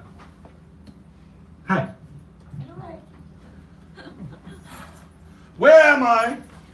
We ask ourselves sometimes, where am I? We ask, where am I to ourselves? And the answers vary. I'm at the Sacred Grounds Cafe. I'm over my head. Where am I? Reliably, I'm directly above the center of the earth. Reliably, I'm here. Maybe there were only two places once, here and there, and they were both within eyeshot. Or maybe it was here and elsewhere. The vast terra incognita of a way. Here, oh, I totally blew my line. My dog looks at me saying, you're away, now you're here. I love you here. And I tell him, I'm not here, boy, I'm back. Because where am I? On the land where I stand, and where is that now? California? Wasn't California once Mexico? Wasn't Mexico once run by a prince of Austria, supported by the soldiers of France? And didn't Spain have it all there for a while? And what about those people who walked from Asia, chasing woolly mammoths? Every place used to be Pangea. There were two Atlantic Oceans, and the first time Europe was on this side. Africa and South America cuddled each other like lovers spooning. Brooklyn was once Canadian rocks on this land. So where am I? On this land. The land where I stand, that can shake out from beneath me without a moment's notice. Does it really matter where I am? And does it really matter where I stand? Or are neither worthy of suicide bombing or aerial bombing or rocket launching or belief in when time is deigned that it will all pass away? No part of the ocean's floor coexisted with a dinosaur. No mountains are stronger than the wind and the rain. I left a footprint on the beach and it took the balance of my life, and a wave has come, and I'm not dumb. But I can't say I love you in Miwok. And I try to whisper in French and order over the grill in Spanish. And I speak English too fast and think too slow for my tongue. And my feet are unsteady, and the ground surrounds us all.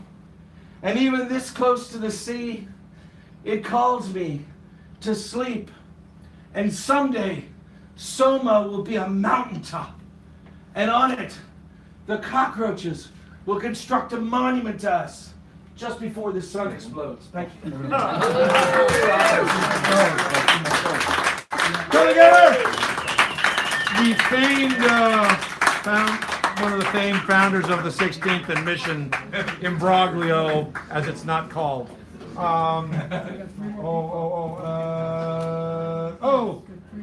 Garrett, then Greg, then Alan, then Rob, but Garrett, is Garrett there? Yes. Garrett, come on forward, give him a nice round. Garrett! And then Greg, then Alan, then Rob, it closes out. Greg? Greg, can you take the seat here? Where, is Greg here? Yeah. Oh, okay. All right, there we go. Oh, this thing. There we go. Yeah. Greg, There we go. There we go. See, I told you. And Alan, I have something special for you. Just like you're puzzled. Good. Think about it. Worry. Don't worry. Never mind. I'm sorry. I'll get back to you on that. Give Garrett a round of applause. That's going crazy over here. Always great.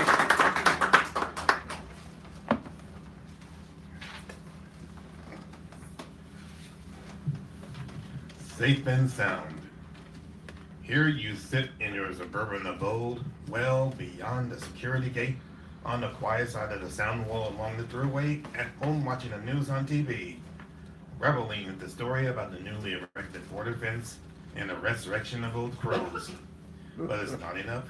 It never is enough, and they keep on coming. They never stop coming. Soon there'll be nowhere left to run, nowhere left to hide. Walled in, cut off, suffocation is imminent, and they're still coming. It's enough to cause one to commit the capital offense of building a bridge.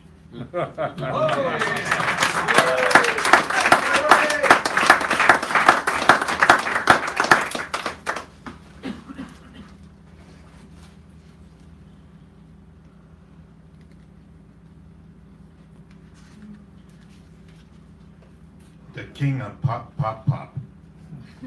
Pop, pop, pop. The first of which come with repeated recessions and peer. They claim these were what made him great, but such are no indication of that bell.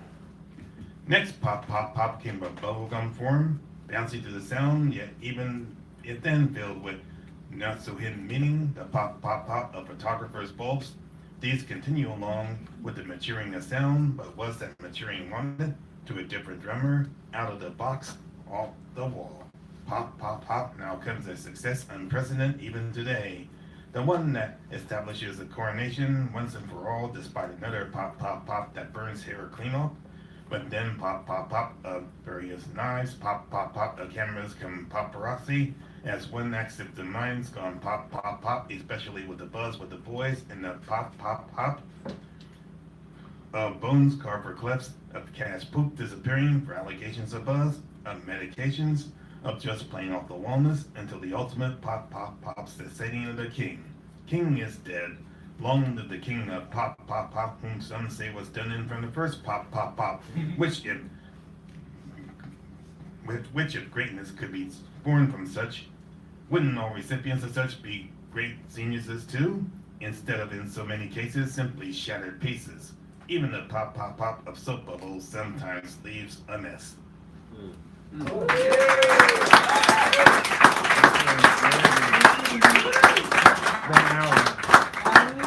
Alan, the chair on deck. Stay here? Huh? Is it alright if I stay here?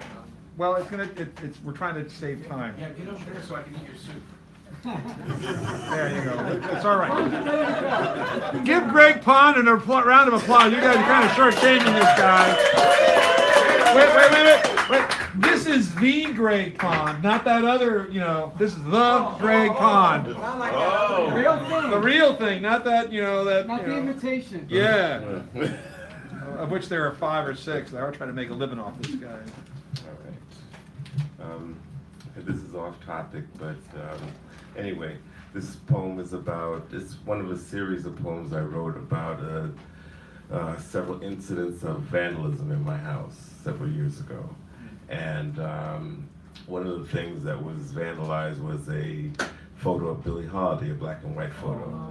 And somebody threw a vase with such force that part of the glass got embedded into the photo, right under her hand. She was holding the hand to take a thing. But anyway, this is entitled Billie Twisted. Billie's twisted, she's quite a sight. Decked with silver pendant, checkered black and white. Glass shard jammed in cracked photograph. Just below the hand that holds the drink, she lifts a sip. before signaling the band to begin. Hiding on the outside what she's feeling within, shoulders slumped in front of the microphone, standing gaunt and thin. Skin scarred, arms tracked.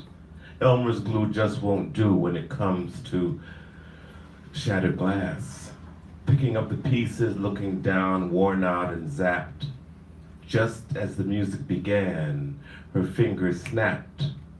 The cymbals crashed, then the vandals trashed, leaving the lady of the day with a face full of cuts and a 2-inch gash. Still able to sing, but barely able to cling to the jagged edge of jazz. Now, what else is there for me to do but sweep up what's left while the lady sings the blues? Her song echoes through the busted photo frame, notes so fragile they crack like eggs, the empty shells of our shared pain. Witness to all the damage a classic print contained. I hear her voice haunting whenever I think her name. Slouching at the mic, Billy's quiet as sight, hanging by a silver pendant in broken black and white. Thank you. Wow, that's a great poem, let me tell you. Okay, just to let you know, we have Alan Harris followed by Rob, who is the clincher closer, super duper bulldozer. Give a round up for Alan Harris here, the magical, the mighty, and the wonderful. Thank you. Give it up for Alan Harris. Mr. Happy. I'm feeling particularly politically partisan these days, for obvious reasons. Fuck Trump. And this is the most politically partisan thing I've ever written, so I would like to read this. And this was written during the 2012 Republican presidential primary, but the anger is quite current. And it's inspired by an incident, something that happened to me while I was in the course of my job, which is taxi driver. The company that I drive for, Luxor. And by the way, if you don't know what a taxi driver is, millennials, it's a very heavily regulated Uber driver. The company I drive for, Luxor, has a contract with San Francisco General Hospital. So sometimes I have to pick up patients from the psych ward. And the psych ward at San Francisco General, in case any of you have never been there, is there are two doors. You go through one door, and then there's this big sort of entranceway that's usually empty. There's nobody and nothing in there. And then there's at the other end of it is a heavy door with an electronic lock, and next to that is a big thick window with a little slot underneath, like an old-fashioned box office kind of slot. So I went in there one day, and normally it's empty, but this one day there was a guy sitting there, this really messed up looking guy sitting there underneath the window. And I walked over to the window to get someone's attention, to let him know I was there to pick up a patient. And the guy looked up at me and he went, "I'm gonna kill myself." And I looked down at him and I said, "What?" And he said, "I'm gonna kill myself. I have a hypodermic needle with an air bubble in it. I'm gonna inject it into my veins if they don't see me." And I said, "Well, don't worry, they'll see you. Just don't do that." And so this guy came over to the window, and I someone who worked there, and I pointed down at this guy, and I said, "This guy says he's gonna kill himself. He says he has a hypodermic needle with an air bubble in it." And the guy looked down at him, and he pointed at the little slot in the window, and he said, "Put it here." And the guy said, "No, I'm gonna kill myself."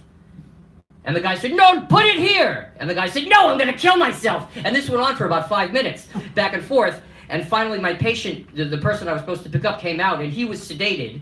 So he was like the most normal person there at the time. And as we left, that exchange back and forth was going on. So that's what inspired this. I am the witness to the filling up of an empty space by an air bubble wielding casualty whose desire to simply be seen is ignored by the spiritually atonal, self-appointed surrogates of the founding fathers who are engaged in a tube-induced competition to see which one of them can claim to love Jesus the most while acting the least like him. Their increasingly shrill cries of earthly exceptionalism and promises to invade the sun on day one, giving the pro-oblivion hordes a reason to nod in agreement, chuckle at the punchlines of the damned, and thank God every day for the existence of charlatans whose favorite adjective is apocalyptic, and whose idea of a perfect world includes cops who work on commission, fossil fuels which, when burned, make the air smell like cookies, and the kind of patriotism best expressed through the drunken obliteration of a squirrel with an assault rifle while wearing a bikini. A world of compressed objection and selective rationality in which, if your name happens to be Mr. Pre-Existing Condition, then you are fucked. And when the purges come, fueled by false equivalency, evil subjectivity, and wave after wave of shell-shocked optimists, you will be left with nothing but the knowledge that corporations are sociopaths, that with a frontal lobe comes responsibility, and that just because you're paranoid, that doesn't mean that people aren't voting for Republicans. Thank you. Thank you. And now the closing, since you're closing Super Duper Bulldozer, after him we'll take care of the vast array of prizes and amazing prizes designed, like I like to say, with your mind in mind. Focus in on the performer as he prepares himself. See how that goes? How lovely.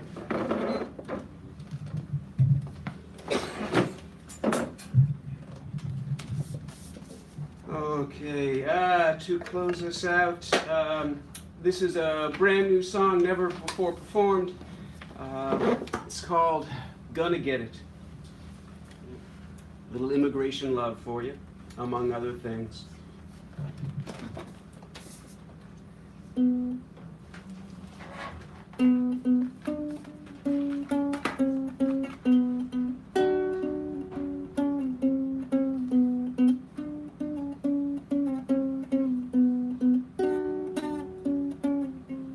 Who's that sneaking into my bed?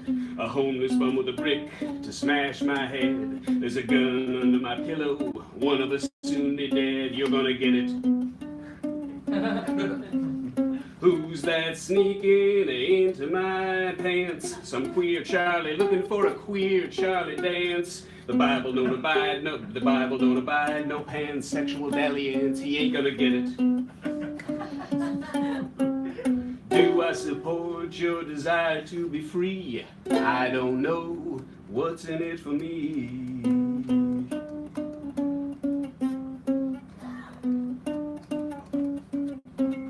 Who's that sneaking into my life? Some Disney princess wants to be a Disney wife.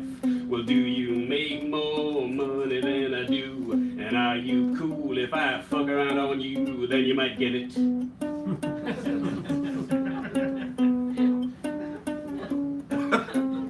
Who's that sneaking through the tall grass? Jailbait Joni likes my style in class. Face like a donkey with a donkalicious ass. She sure gonna get it. Don't tell, baby. Do I support your desire to be free? I don't know what's in it for me.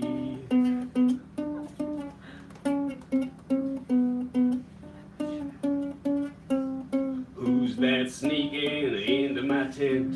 A 5-year-old who wants to be held like an infant. Ain't you read the personal space commandment? You ain't gonna get it.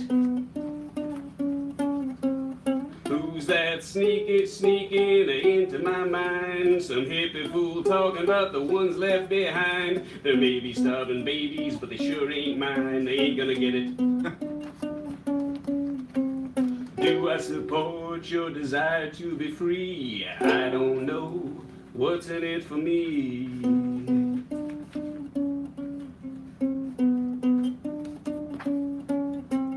Who's that sneaking into my stash? I need more loopholes to protect my cash. It's fun to bitch and moan about the welfare state, but welfare is 99% corporate. We keep on getting it.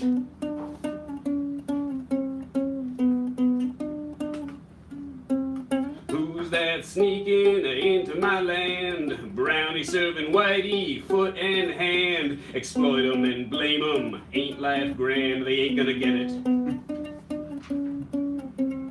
Do I support their desire to be free? Welcome to the land of liberty. The land of liberty. Land of liberty. What's in it for me? Yeah, all right. That's Rob, singer-songwriter, a man who knows what he knows and questions the questions and has life's answers. 2 fantasy, science, and fictions. Fantastic word puzzles with a bonus book called Fiesta. Catch 22 with its bonus of These Nights Nothing Can Keep Us In by Errol Miller. This is a CD of famous poets reading famous poems. It has, what was that guy? Had Maya Angelou, Langston Hughes, and several poet laureates and things like that. It's great stuff. I was experimenting. And then this is Help Your Local Junkie with Our Lily as an insert. Then Dismantling the Silence, poems by Charles Simic, great writer. And then Ishtar by Tom Galt. And if those don't float your boat, we of course have being the mini feature, doing the keynote, last word, which you just saw Rob do. He starts the second half, ends the second show. Choose the theme, which last week was immigration, and then the co-pilot, which you see before you hear very high. So, I'm gonna.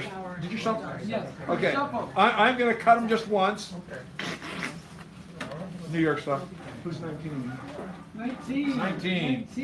19 is Antoinette. Antoinette Payne! Come forward, my dear. I'm going to play that away. My teeth aren't white enough. Yeah, you'll he has a lot of good people. Yeah. Oh, so I didn't. So I just hit the it X. hasn't stopped yet. See the X? Yeah, so I hit the X. The X. Okay. And I say N. Yes. Say yeah. By the way,